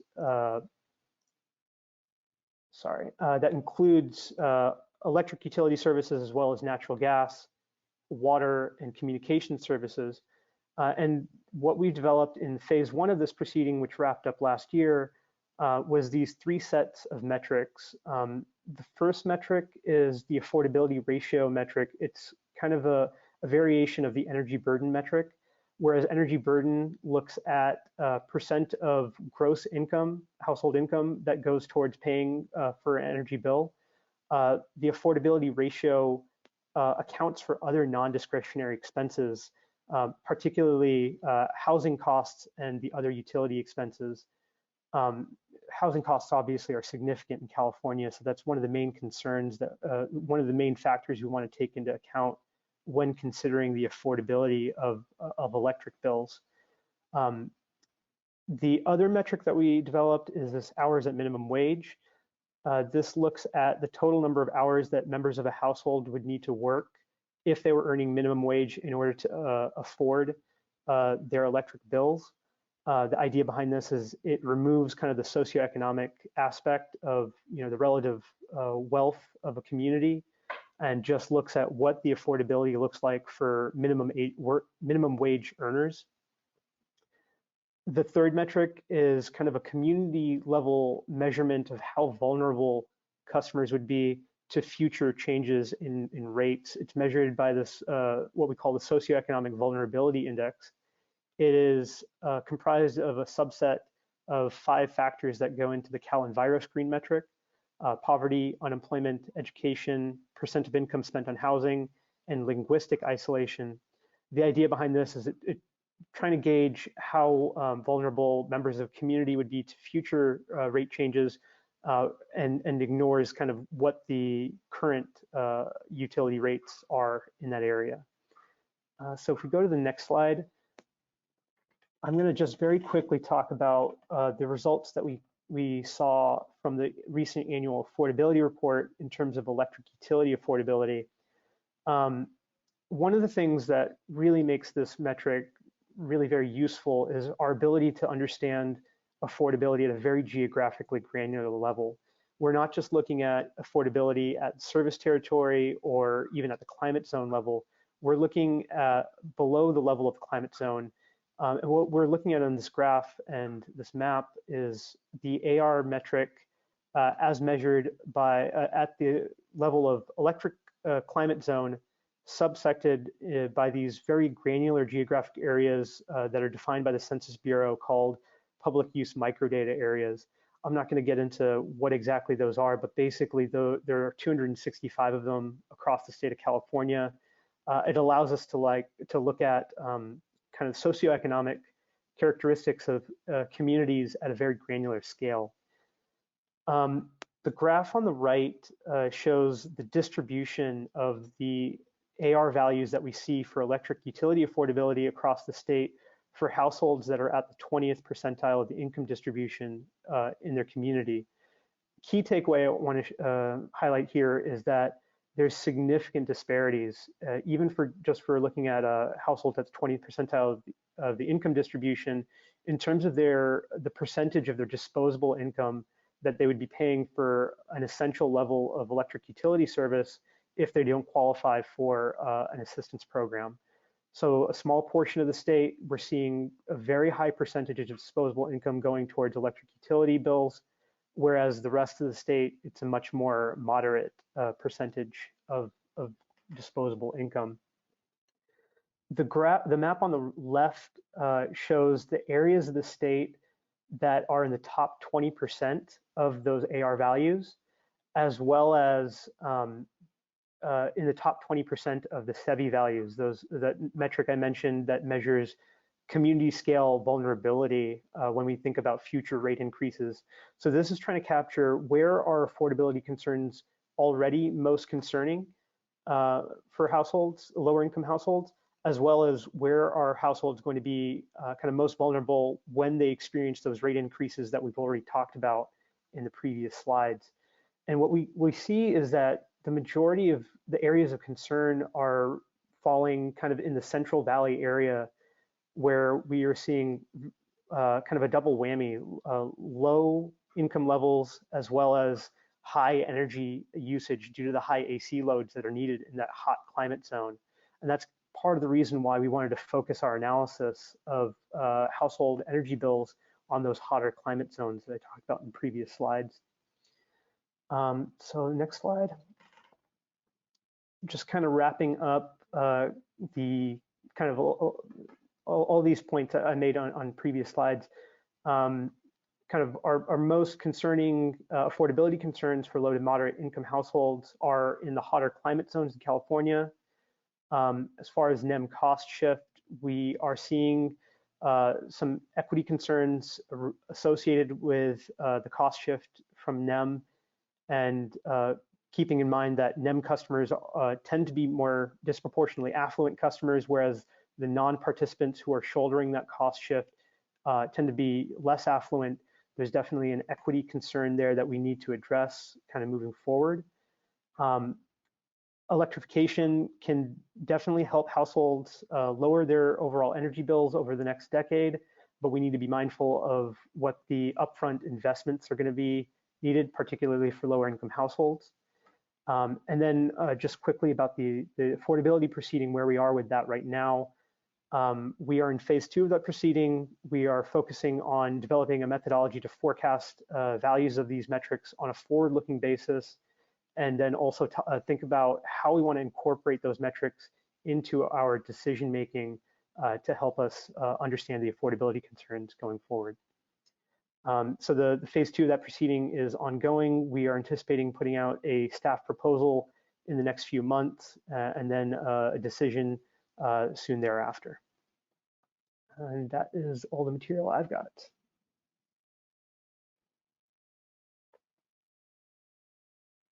I'll hand it back over to Stephanie. Okay, thank you very much, Ankit. Let's see. So,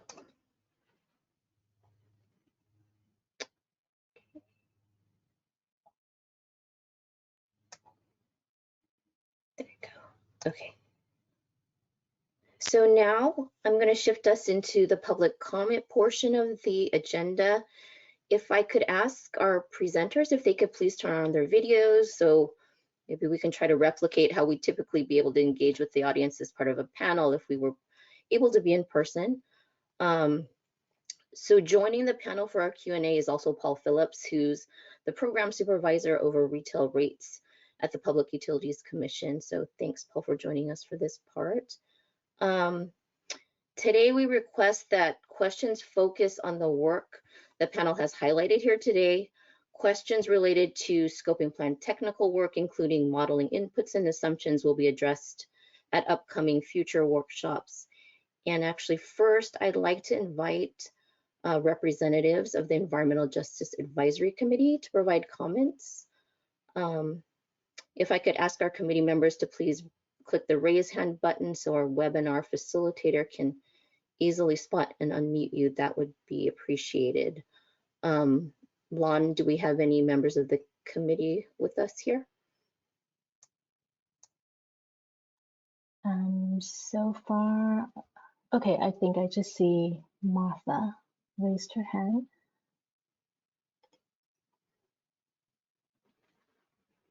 Martha, Hello, everyone. Thank you for this information. I have to say it's a little overwhelming. And so I'm not sure what to ask other than to say this is a lot of information. And I think it'll be really important at some point to have some of this and the ability to talk to you through with the rest of the members of the Environmental Justice Advisory Committee, because these are really important issues.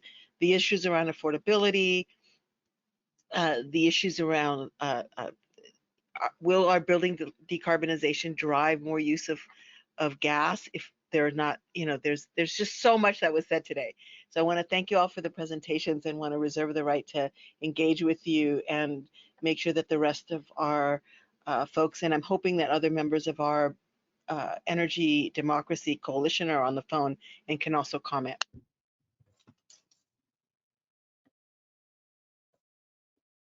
Thank you, Martha. Next, we have Catherine Garupa-White.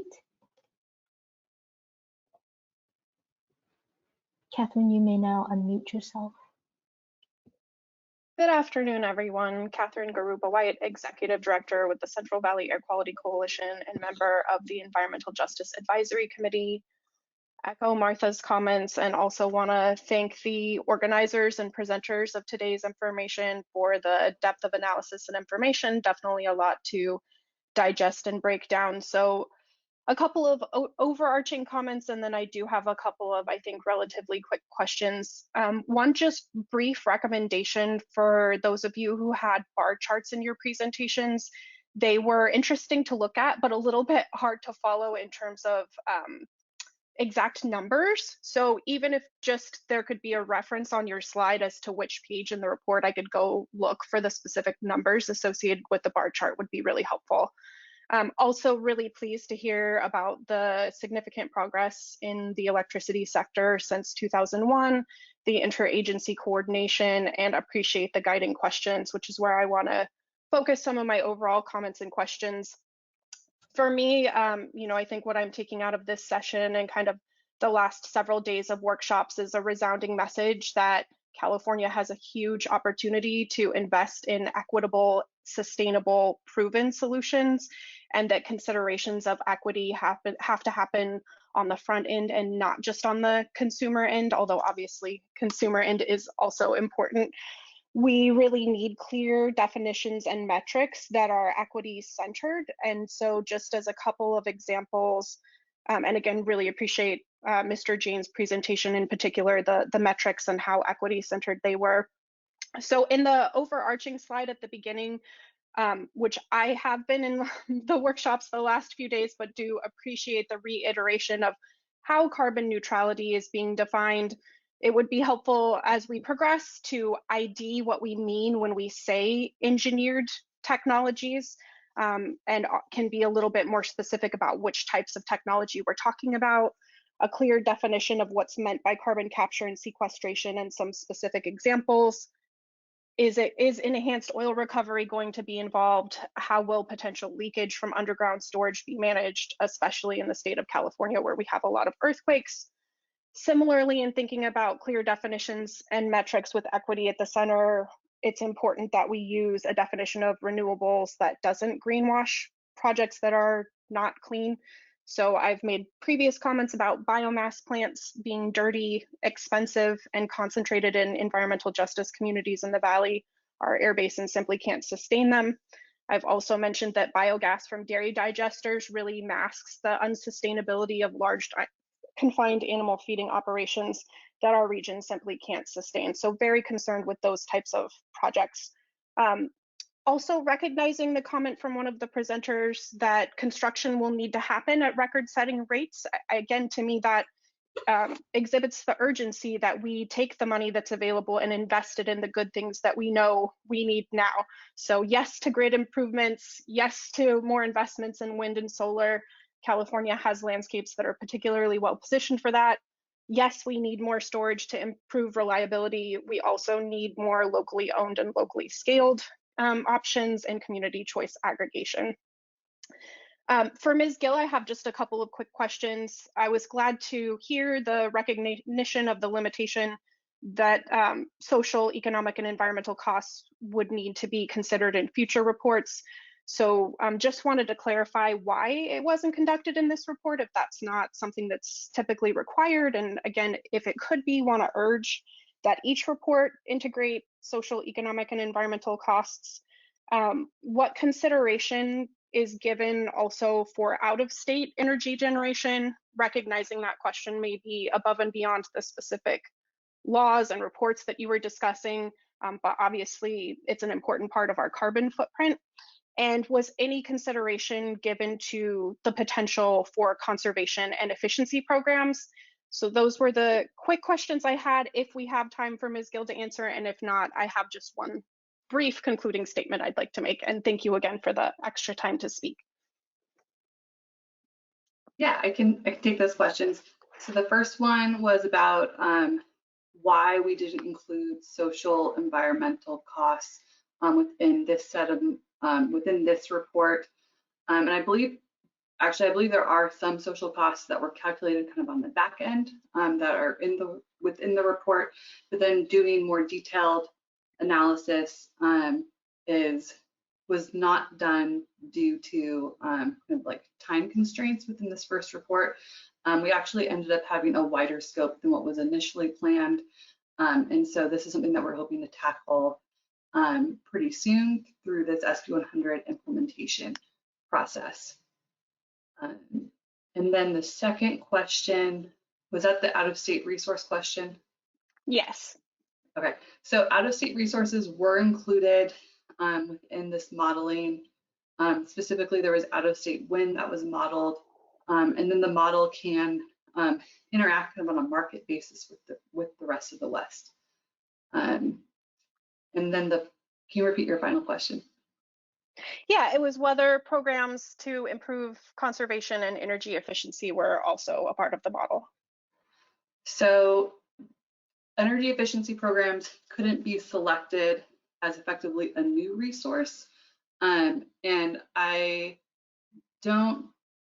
not sure how energy efficiency was included within those demand scenarios out of the pathways models. I think there's a certain level of energy efficiency that's assumed there, but it wasn't kind of a candidate resource to be selected.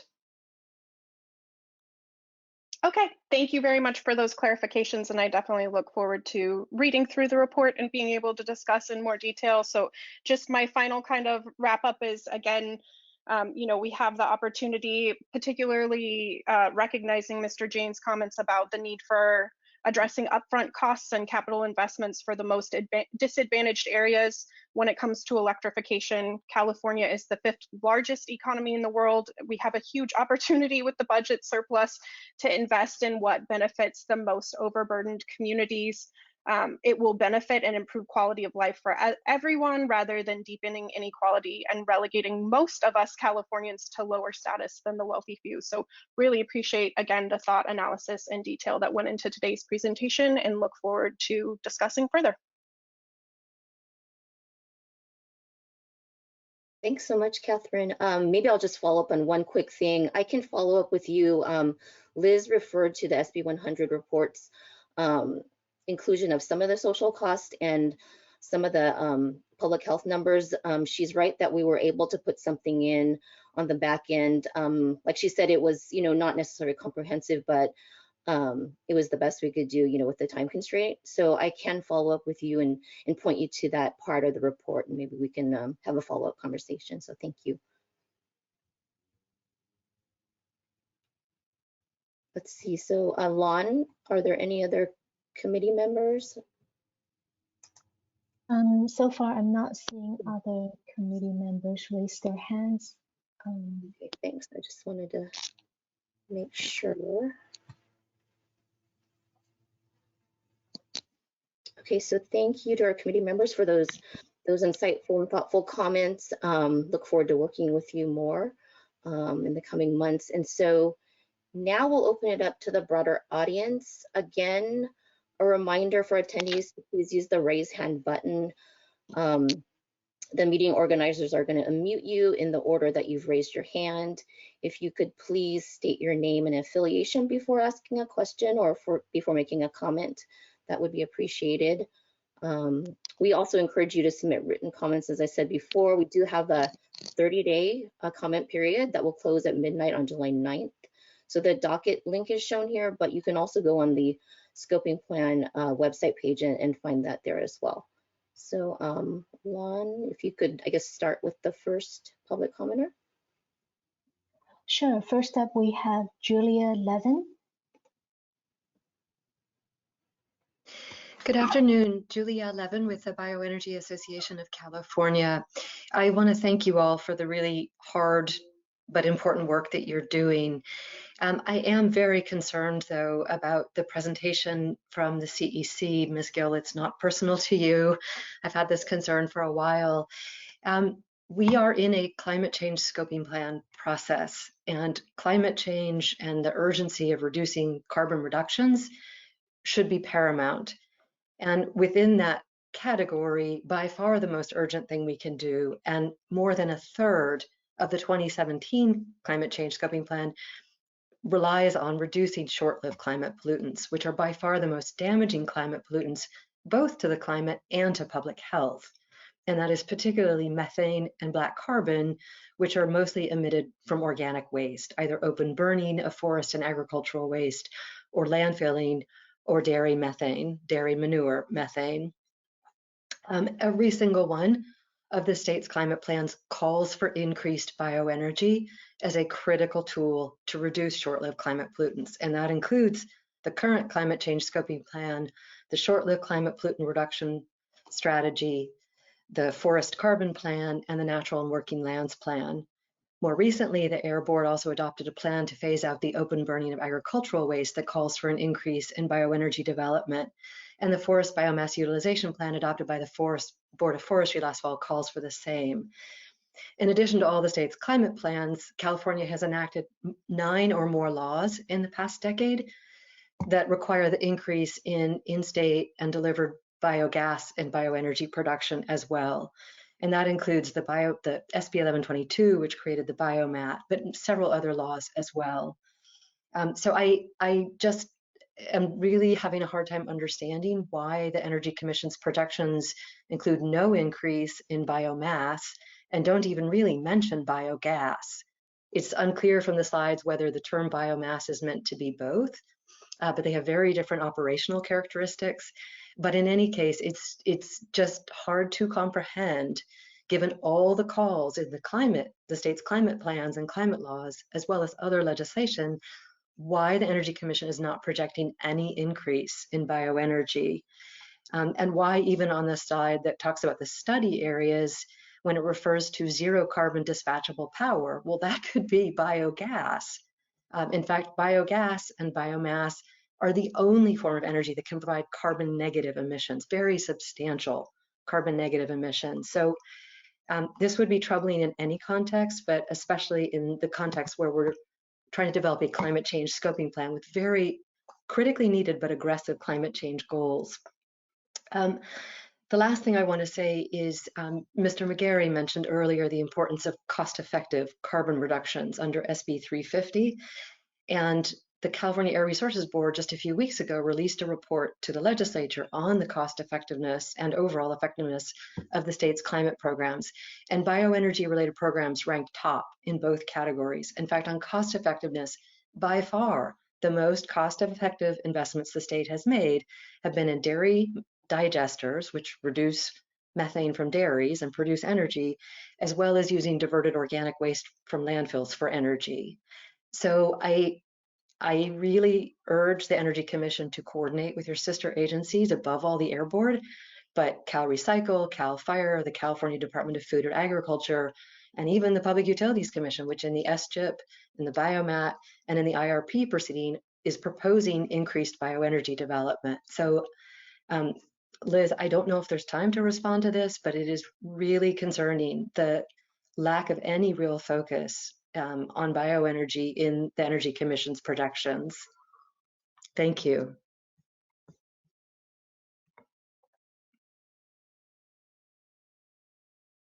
Well, thank you for your comments. And as far as whether biomass was selected within the model, it was an economic model built on the model that was used in the CPUC's IRP process.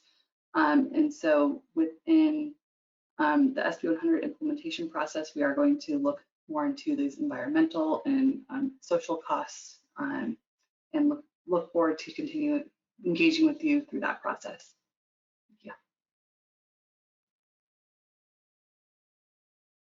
Okay, next we have Mark Roost. Thank you. So building on the speaker just before her, I'm not seeing anything about passive solar design. And from an engineering and architectural point of view, the biggest way to reduce the need for energy for heating and cooling is passive solar design. And the state has been a leader in this going back well, a few states have been leaders going back to the 1970s. So if you would please task somebody who's an expert in passive solar design to, who's probably somebody who's already in the green, the things that go beyond the green building code, that a lot of communities are doing. Those people can tell you how to change your models to reflect the adoption and funding of passive solar design in the most disadvantaged communities that show up on that map in the Central Valley. That would be big bang for the buck. Another important part would be looking at the power of capitalism to, when it is disruptive capitalism funded to disrupt the existing industries like fossil fuels and nuclear power, and even large hydro. So it is important to really think about that. And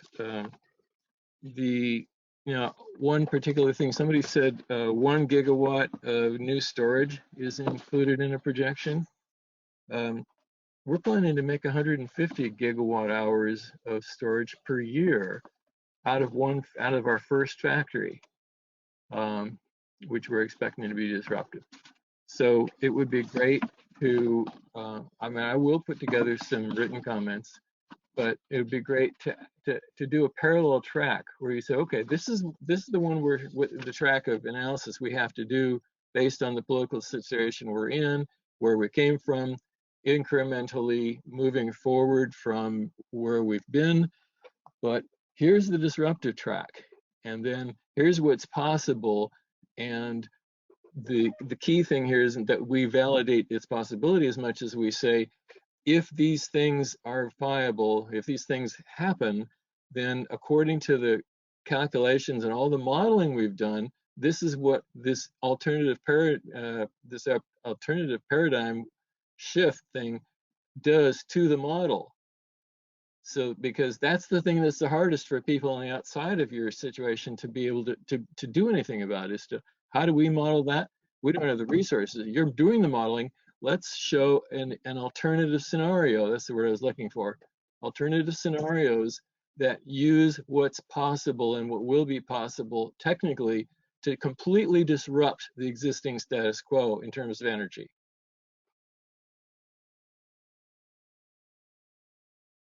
That's it. And thank you. Thanks, Mark, for that comment. We're looking forward to, hopefully you can submit some written materials to the docket. Okay. All right. Thank you. Thanks. Next up, we have Beverly Deshaw. Beverly, you're unmuted. Hi. Am I unmuted on this end too? Yes, I can hear you. Can you hear me? Okay, good. Thank you. This is Beverly Deshaw. I'm the president of the Electric Auto Association Central Coast chapter, and I am a member of the City of Santa Cruz Climate Action Task Force, as well as some other organizations. Anyway, first, I would like to know, I don't remember, I'm very sorry. Thank you for all of your work. This is tremendous, and it is completely overwhelming, but I'm trying to digest it as I get my questions together here. First, I would like to know, what exactly are we calling green hydrogen? Is green hydrogen kind of like natural foods or healthy foods, like that we have no real definition of it and they give us a sugar candy bar and call it natural? I would like to know what definition that you're using for green hydrogen. And I'd also like to know where exactly the plan is for the water source for the green hydrogen. According to someone from a water district in the south of California, they were going to be having to drain lakes in order to use that. And especially during our drought conditions, that's not feasible. Also, the infrastructure for hydrogen is so exorbitantly priced that it's actually cost prohibitive. So I'm wondering how exactly you're figuring all this into using hydrogen as a main source of alternative energy. And according to, I've said this before, I don't know if it's to any of you here, but the Silicon Valley electrical engineers say that using hydrogen is the same as requiring twice the energy usage, because just going straight to battery electric and battery is much more cost effective. Also, I'm wondering why the rates of electricity are going up when the cost of solar, wind, and storage are plummeting, and they are what's being increased into the system. And let's see. Also, there's a thought virus going around, and all of you have caught it, as well as our local CCA has caught it, and others. This thing called cost shifting that is being attributed to wealthy or people who have money, who are early adopters of solar, that they're costing everyone else. Well, actually, the real cost shift is coming from wildfires, from rampant PCIA costs, from bankruptcy costs, and transmission over long distances versus local generation. Those are what are actually burdening ratepayers, not what early adopters of solar have done, which has actually contributed. Nobody has had to pay for rooftop solar except for the person who bought it. They are contributing to the overall goals of California to reduce our greenhouse gas emissions. They are contributing to that at no cost to the grid, at no cost to customers. So to say that the focus needs to be on the cost shifting of early adopters of electric of PVs, that's a thought virus. It's a mistake. It has been cultivated by IOUs to, as a sleight of hand kind of thing. Oh, look over here. No, don't look at all of what we have caused, but look over here at these people who are indeed contributing to the grid, not only with clean electricity, but there are other, they have caused the cost of solar overall to plummet over the years, not anything else. That's what has caused it. The early adopters have caused that. So I would like for someone on your panel to address that. And I'm curious, I don't know if I asked this, I'm curious why yes, I already did ask that, excuse me. So also I'm wondering what CARB is planning for carbon sequestration of greenhouse gases that big ag continues to produce. I know this is a very touchy subject, big ag. We don't want to talk about them, but they are producing enormous amounts of greenhouse gas emissions, as well as putting the polluting toxic materials that they're putting on our food into the water, into the air. And so what is being done to look at actual carbon sequestration that big ag could be an asset in that regard if they were using more regenerative practices? Thank you for your time, and I look forward to your answers. Thank you. I'm sorry, go ahead, Liz. I'll just take the first question on green hydrogen and how it was defined through SP100. So within SP100, it was green electrolytic hydrogen. So it was hydrogen that was produced through electrolysis from off-grid solar. And then as far as what the value of hydrogen, or why it was selected within our no combustion scenario, green hydrogen fuel cells were selected.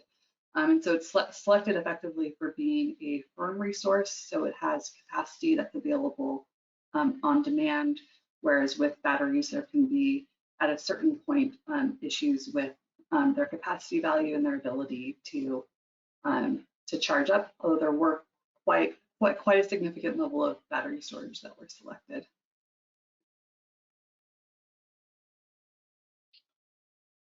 And just to follow up on that, I'll note that when I referenced in my presentation that one of the decisions out there for procurement in IRP offers green hydrogen as an option for complying with the procurement requirement, and it defines green hydrogen as green electrolytic hydrogen, which is defined in the Public Resource Code under section 400.2. I don't know that section code definition off the top of my head, but there is a definition of green hydrogen, green electrolytic hydrogen in 400.2 of the Public Resource Code. So in response to the question about why rates are increasing, I'll go ahead and offer an answer, and Paul, feel free to jump in and possibly also respond to the question about NEM cost shift. So what I highly encourage everyone to go take a look at the en banc white paper, the SB 695 report. It gets into what some of the cost drivers are for rates over the next decade. Some of the biggest drivers that we identified were increased investments in transmission and distribution. So even though we are seeing lower marginal costs for wind and solar, there is significant investment that needs to be made on the T&D side. And then, like I said, on the distribution side, there are significant costs that are expected related to wildfire management spending. And that is a big wild card as well. We also saw significant investment needed to support the electrification infrastructure needed for meeting our EV goals. That is something that's not as well understood right now either. So we're gonna get some more clarity on what the exact magnitude of that is going to be from ratepayers' perspective over the next few years, I think. And then with regards to the NEM cost shift, I don't know, Paul, do you wanna jump in on that one? Sure. Yeah, I'll build on what Ankit had to say here. I want to echo first what he said about going back and maybe taking a peek at the rates en banc white paper that we published back in February. I think it was February 24th. We had a lot of work that went into that, and an awful lot of rate analysis and research to support what Ankit said. And just to reiterate and kind of build on a couple of the key takeaways, that we can't overlook the fact that the tens of billions of dollars that are going to be needed to go into wildfire mitigation planning over the next decade are having a huge impact on the bundled retail rate, the bundled residential rate in our forecasting. So it's a very significant chunk. In fact, if you just look at some of the charts, graphs there, the bar charts in particular that show how that's growing, that's not something that we can clearly avoid. I will say that you are correct. I think it's a little bit of both. To answer your question about the NEM cost shift and cost shifts in general about, with regard to DERs, you're right that there's a little bit of sleight of hand going on when it comes to how we view revenue requirement increases in general, capital projects, which are both resulting from statewide mandates toward clean energy, but also resulting from wildfires, resulting from needed distribution upgrades to support DERs, needed transmission upgrades to support renewables, all of the above. You're right that those are things that need closer scrutiny, and that's another subject of that white paper. So take a much deeper dive and closer look, in particular, at how much we're spending on transmission at the moment. It's as if there's been a strategy shift away from generation, utility-owned generation in recent years for obvious reasons, toward kind of the less regulated transmission spending that goes on at the local level and the interstate level for that matter. So it's not that transmission isn't needed, of course it is, but I think we have reason to be concerned about the ballooning revenue requirements of the IOUs, understanding the prudence of some of those investments, the timelines over which those are being collected in rates, just as much as we have to kind of rethink and always be on our toes about, how much we are valuing net energy metering credits for solar back to the grid. And I think, that's something that's going on in our net energy metering 3.0 proceeding as we speak. So I don't want to say that it's, I don't want to point just at NEM like many do to as the sort of the root cause or the sole cause of some of the shifting that's going on, but we can't help but look at the rate itself and note that in fact the solar revolution has led to some displacement of revenue requirement onto those that are not participating. That's just a reality. It's not, however, true, as you note, that these things can't be managed better, that we can't manage revenue requirement better. And so we have to kind of take a deeper dive into affordability and into general rate case work that we do, and note that, you know, with capital bias in the rate case system, there's always going to be a tendency for utilities to push for those earnings by putting, you know, plant into amortization into rate base, and that just kind of creates a bias in the system. So I'm trying to paint a holistic picture of why, you know, there might be costs that are running so completely high over the next 10 years in our estimates, but that, you know, there's a little bit of both in the equation in terms of NEM and in terms of just kind of keeping an eye on ballooning revenue requirements. And real quickly, I'll just address the last question about carbon sequestration. So we do have a separate team at CARB that is looking at the natural and working land sector and how it can, you know, move towards being a carbon sink. And so within that conversation, ag lands are included. So I just want to point that out, and hopefully the commenter can get engaged in some of those workshops related to that specific issue. Right, thank you, everyone. Next up, we have Andrew Meredith. Good afternoon. This is Andrew Meredith with the State Building and Construction Trades Council of California. I wanted to say this afternoon's presentation was definitely one that hit close to home for me as a union electrician by trade. I really appreciate that. I first want to comment on the nexus behind a lot of the data that was presented today. I appreciate the fact that existing technologies like small and large scale hydro and even nuclear generation were utilized in the SP100 modeling.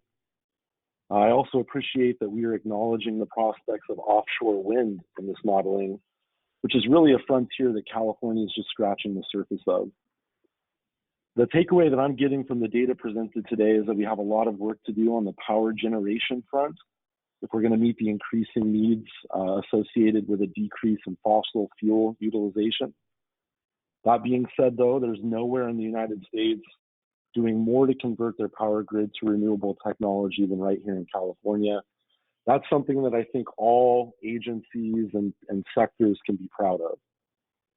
I want to say I appreciate the depth that Liz went into regarding the need for energy storage resources as we modernize and make the grid more renewable. While we've done great work expanding solar production in California, we just really have not kept up with deploying storage resources to make this additional power more flexible for state operators. We simply must expand the deployment of battery storage to complement this renewable energy production that we've invested in statewide. In terms of the environmental justice issues and how they tie into this conversation, I really just want to make sure we're acknowledging how much work needs to be done in rural California to diversify and harden our electrical grid. As I mentioned in several workshops already this week, these communities are traditionally poor and are greatly underrepresented in pretty much all discussions about climate change and the impacts of carbon reduction targets. I want to say we support Dr. Garupa White's comments earlier about investments being made to mitigate the direct costs that are associated with electrification efforts in these disadvantaged rural communities. I also want to take a moment to note the role that carbon capture might have in so many sectors in California, including power generation. Carbon capture could potentially help keep assets like biomass facilities online and carbon neutral or even carbon negative as we transition our portfolio statewide. With apparent potential in this technology, it has been disturbing to some degree to hear so many commenters over the last several days, including EJAC members, that essentially turn a deaf ear to any mention of the words carbon capture.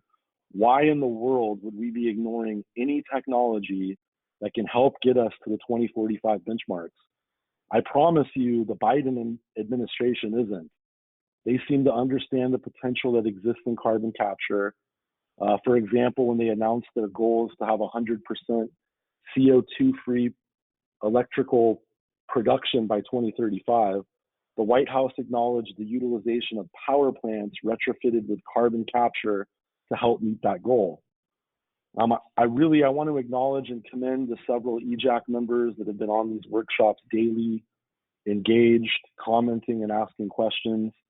While I think I expected a little more engagement from the remainder of that council, I do appreciate those that have been here.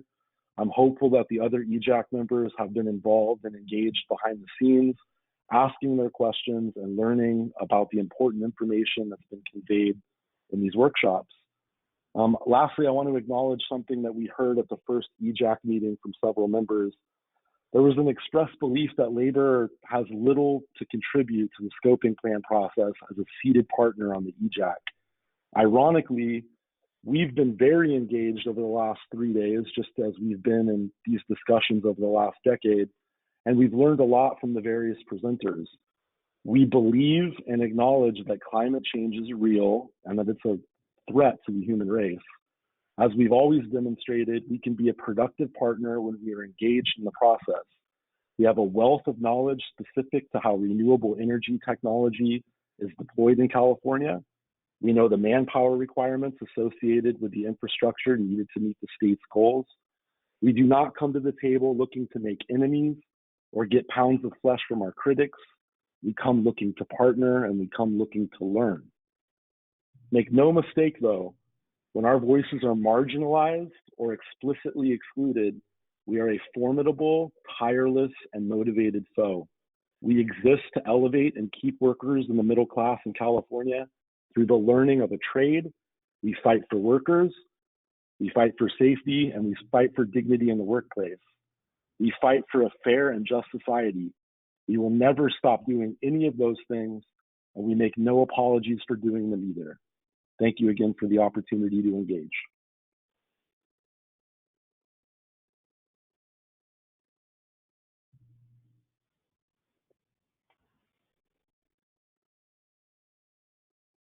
Thank you. Next up, we have Kathleen Hughes. Good afternoon. My name is Kathleen Hughes. I'm with the City of Santa Clara, Silicon Valley Power. And thank you all for the presentations. I know we have a lot of work to do both on the generation and transmission side, and my focus is a little bit more on the transmission side. We are in the Bay Area. We're 19 square miles. We have lots of industry and we're growing. However, with our growth, it's in the ISO's transmission plan, and as we plan out for 20 years, we have about our projected 1,000 megawatts of load that we'll have. But really, the issue is how are we planning for the backup generation that we have in our territory? We're trying to work with our air board and with our customers to integrate more batteries. That means more load. So if we're a 1,000 megawatt utility, for example, and our backup generation is 600 going up to 800, how do we build that into the long-term planning process for transmission? Is it already being considered? Are we working with the air boards to realize how much backup generation is needed? And then you'll have to have some X factor on transmission build to supply into the urban centers. That's just more of a question on how that is that even in the mix, or is that coming in the next proceeding for transmission? Thank you. Yeah, it's Jeff here. I can touch on that. And yes, the load in the Silicon Valley area, particularly in the last CEC's load forecast that was adopted in January, indicated the significance. So we're planning for that increased load in the area. In addition, we do the local capacity studies on an annual basis, looking 1 and 5 year out as to what is the from a local capacity, the resources that are needed and in the areas to meet the reliability needs. and in addition to the planning that we do of the transmission system. And the component with storage, we've started in those local capacities because one of the issues, like you said, is a load and can it be charged so as to meet those needs. And we've been undertaking that in the last couple of transmission plans and local capacity areas, and we'll continue to look at that. And then the question with regards to that also ties to the potential retirement of gas and then what would be required. Right now, as we're looking at it, the gas is in the CPUC's IRP portfolios isn't looking at the retirement of gas, so that existing gas in the Bay Area is still there, and then augmenting with storage projects that have been identified to procure. So through those processes of our transmission planning process and our local capacity, we are looking at those and the needs, either be it for the transmission to meet the loads reliability and, like I say, the growth in the SPP area is one that we're needing to look at in this year's, and then what is the impacts for all of those requirements. And like I said, the storage itself, having to look at it from the point of view of the charging as a load so that it can provide and that there's adequate opportunities for that. So as part of our transmission planning process, we are looking at it.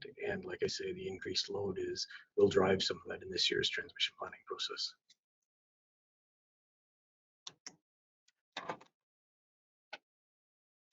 Thank you. Next commenter, we have John Laria. John, you're now unmuted. Please unmute yourself. Yes, thank you. My name is John Larea. I'm with the California League of Food Producers.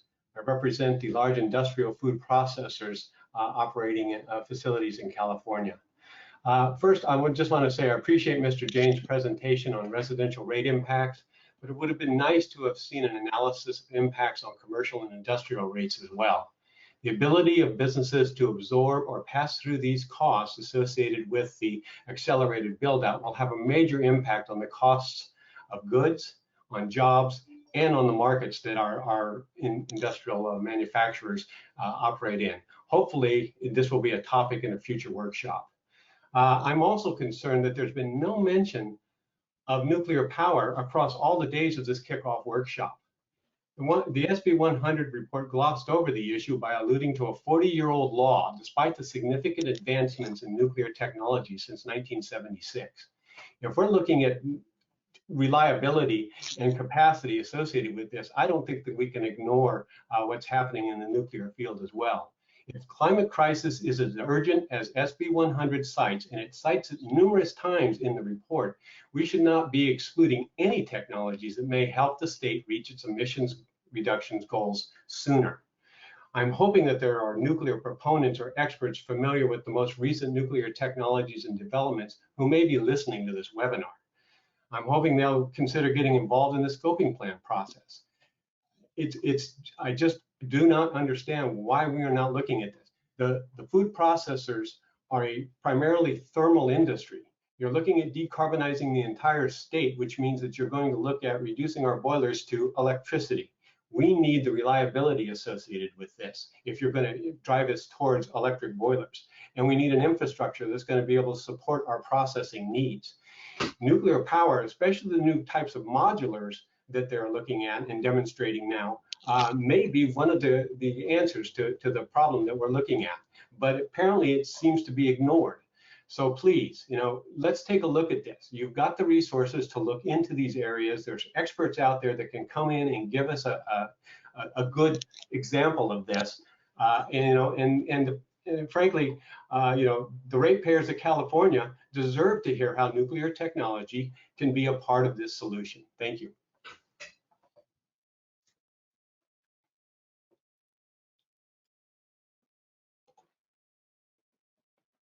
Thank you, John. Next up, we have Evan Edgar. Hello, Evan Edgar, live from Sacramento. Can you hear me? Yes, we can hear you. Good. I'm the engineer for the California Compost Coalition. I represent the urban biomass, all those wood chips that are clean from trees and from yard clippings. And at one time, we took about 1.8 million tons a year to the online biomass plants in the Central Valley. They're inefficient and they need to be retired.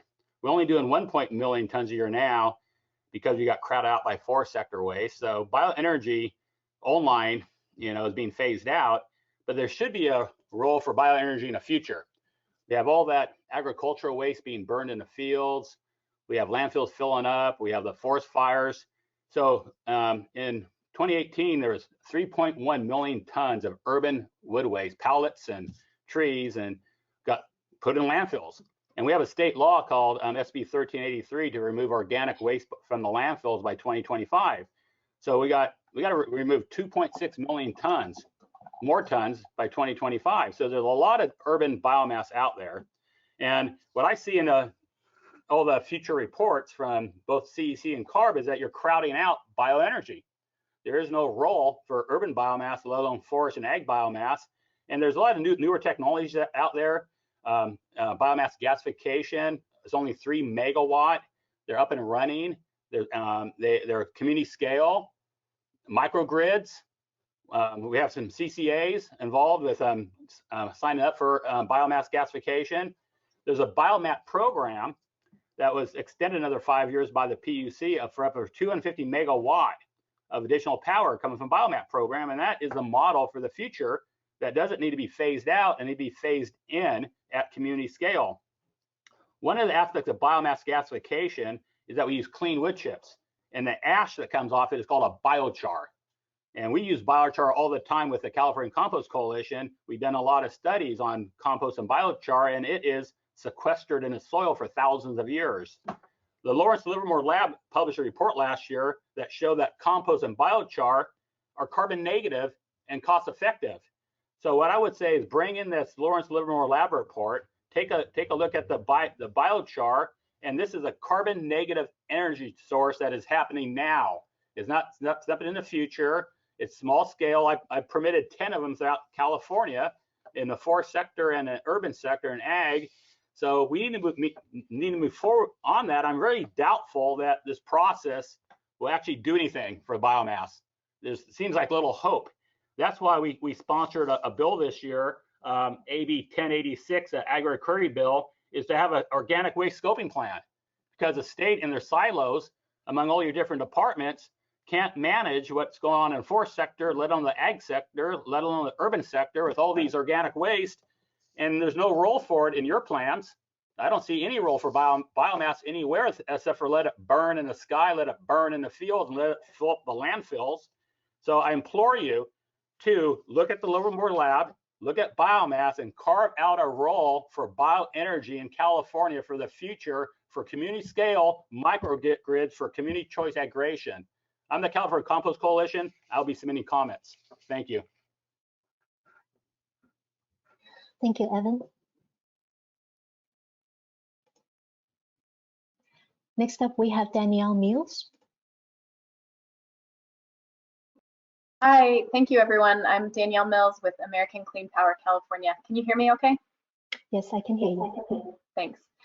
American Clean Power is the voice of companies from across the clean power sector that are providing cost-effective solutions to the climate crisis while creating jobs, spurring massive investment in the American economy, and driving high-tech innovation across the US. I really appreciate the sense of urgency and the alignment of the agencies that you've all demonstrated today and conveyed to us today. Our greenhouse gas and renewable power requirements are going to require the development of considerable amounts of new carbon-free capacity.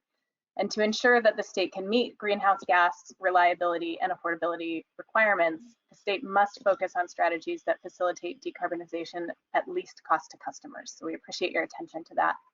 This is particularly important for low-income communities whose power bills are often a large percentage of overall household expenses.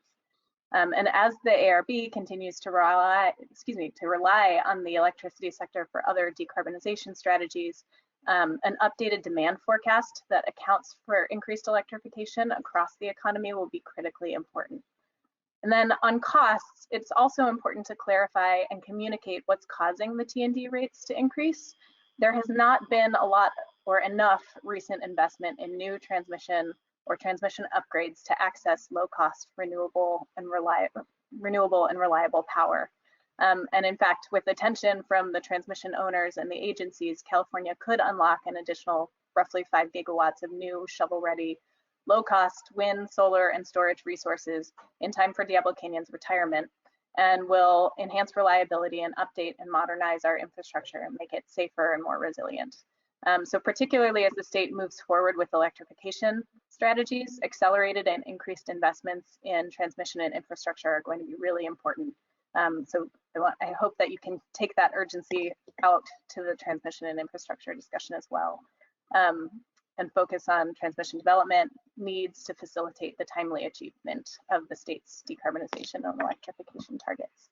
And then finally, I just want to acknowledge the statement before from the representative with the state building and construction trades and the role that longer lead time technologies such as responsibly developed offshore wind and long duration storage and diversity in the storage market will play in hitting our 2030 and our 2045 needs while providing critical clean capacity when Californians need it most. Thank you all for your time today. Thank you, Danielle.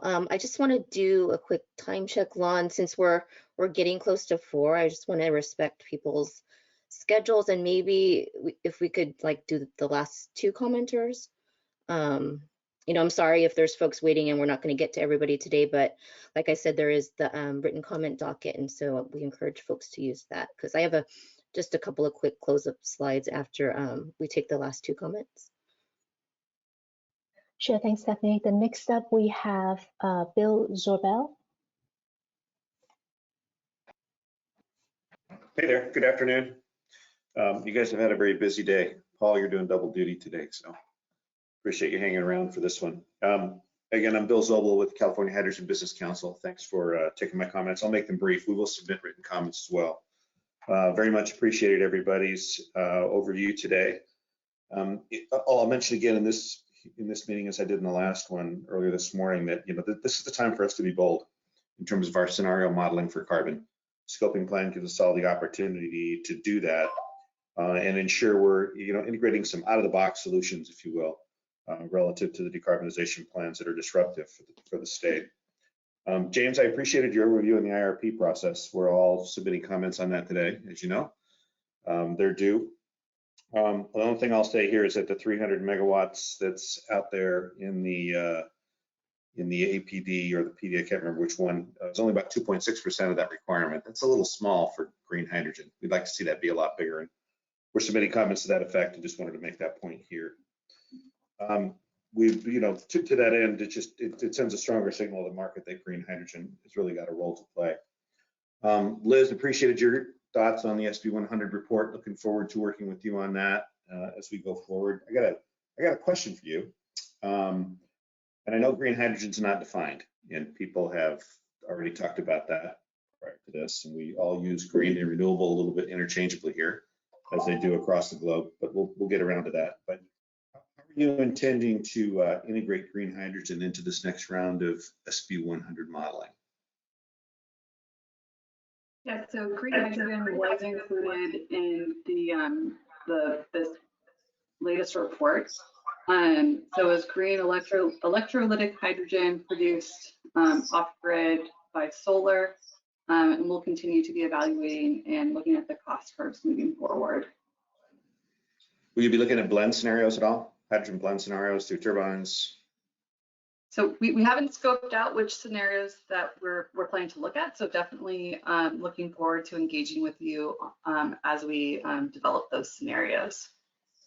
Very good, thank you. We'll submit some comments to give you some ideas to think about as you go forward. So thank you all very much. Thank you, Bill. Last, we have Jamie Katz. Jamie? Yeah, thank you so much. Jamie Katz with Leadership Council for Justice and Accountability. We will work alongside some of the most impacted communities throughout the San Joaquin and Eastern Coachella Valley. Just a couple quick points and then a question.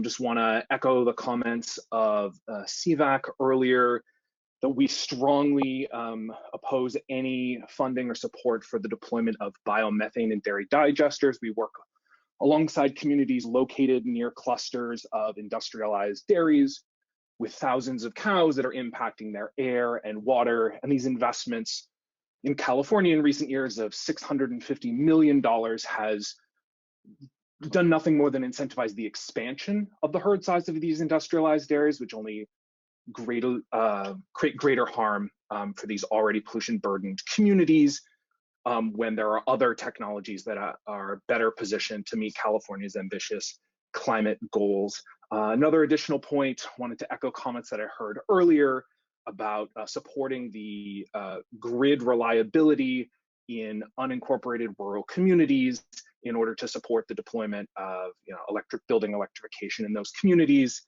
And then the final question that I had for Mr. Jain was in relation to the affordability study, and appreciate the attention paid to the Central Valley and the additional challenges for low-income communities, particularly in higher heat areas. What we're hearing from a lot of residents is that, particularly folks who are working outside in the agricultural industry, and then they come home and they actually can't afford to use their air conditioning at a level that would actually create comfort, in the way that most of us in California have come to expect, that we come home and we can use the air conditioning as we need. So I'm curious to what extent the studies took that into account.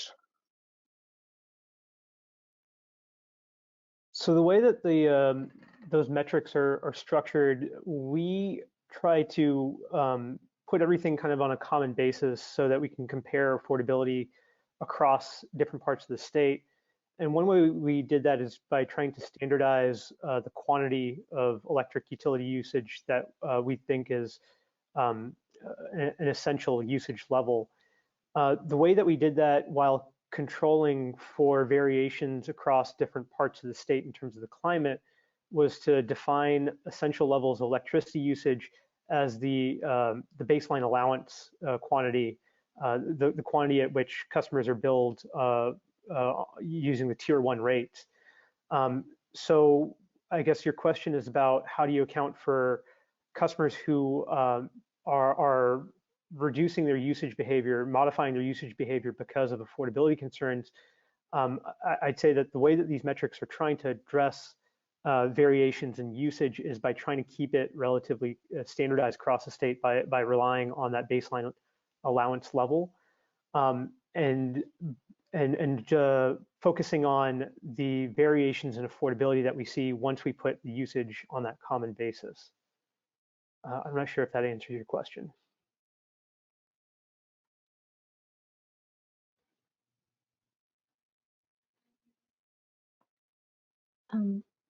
Stephanie, would you like to move to closing remarks, or do we have time to take more questions? Sure. We're inching very close to 4. We are. So I think I'll try to wrap up, and then hopefully folks can just follow up with our comment docket. So could you, I guess, go to the next slide? Okay. So yes, thank you so much to the folks who joined us for those comments and questions. Like I said, please use our comment docket. Apologize we couldn't get to everyone. So just a quick reminder of the schedule we're working with.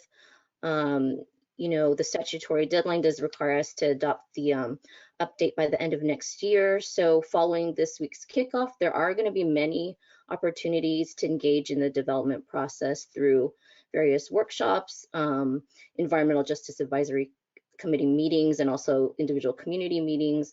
Those are being planned, throughout this summer and through next year.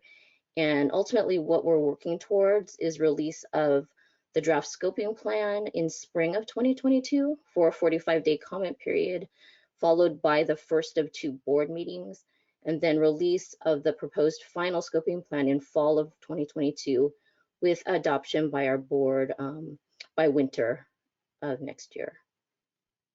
Next slide. So encourage everyone, there's many avenues to engage in the process. Here's just a few. Workshops, like I said, various meetings. We're posting everything on the main climate change scoping plan webpage. And next slide. So many of our pages are cross-linked, so you can get to most of the things, like I said, from the main scoping plan page, but just wanted to also make sure folks have the direct links to the Environmental Justice Advisory Committee webpage, and then we also have information from the last 2 years of work on that carbon neutrality page. Next slide, please. So just in closing, I want to thank our speakers and agency representatives, Liz, James, Jeff, Ankit, and Paul, for your support, participation, and excellent presentations. And thank you to the members of the Environmental Justice Advisory Committee, Martha and Catherine, who provided their perspectives here today. And to the rest of our stakeholders, thank you very much for your thoughtful comments and questions. And look forward to engaging with you more over the coming months. And I hope everyone has a wonderful evening.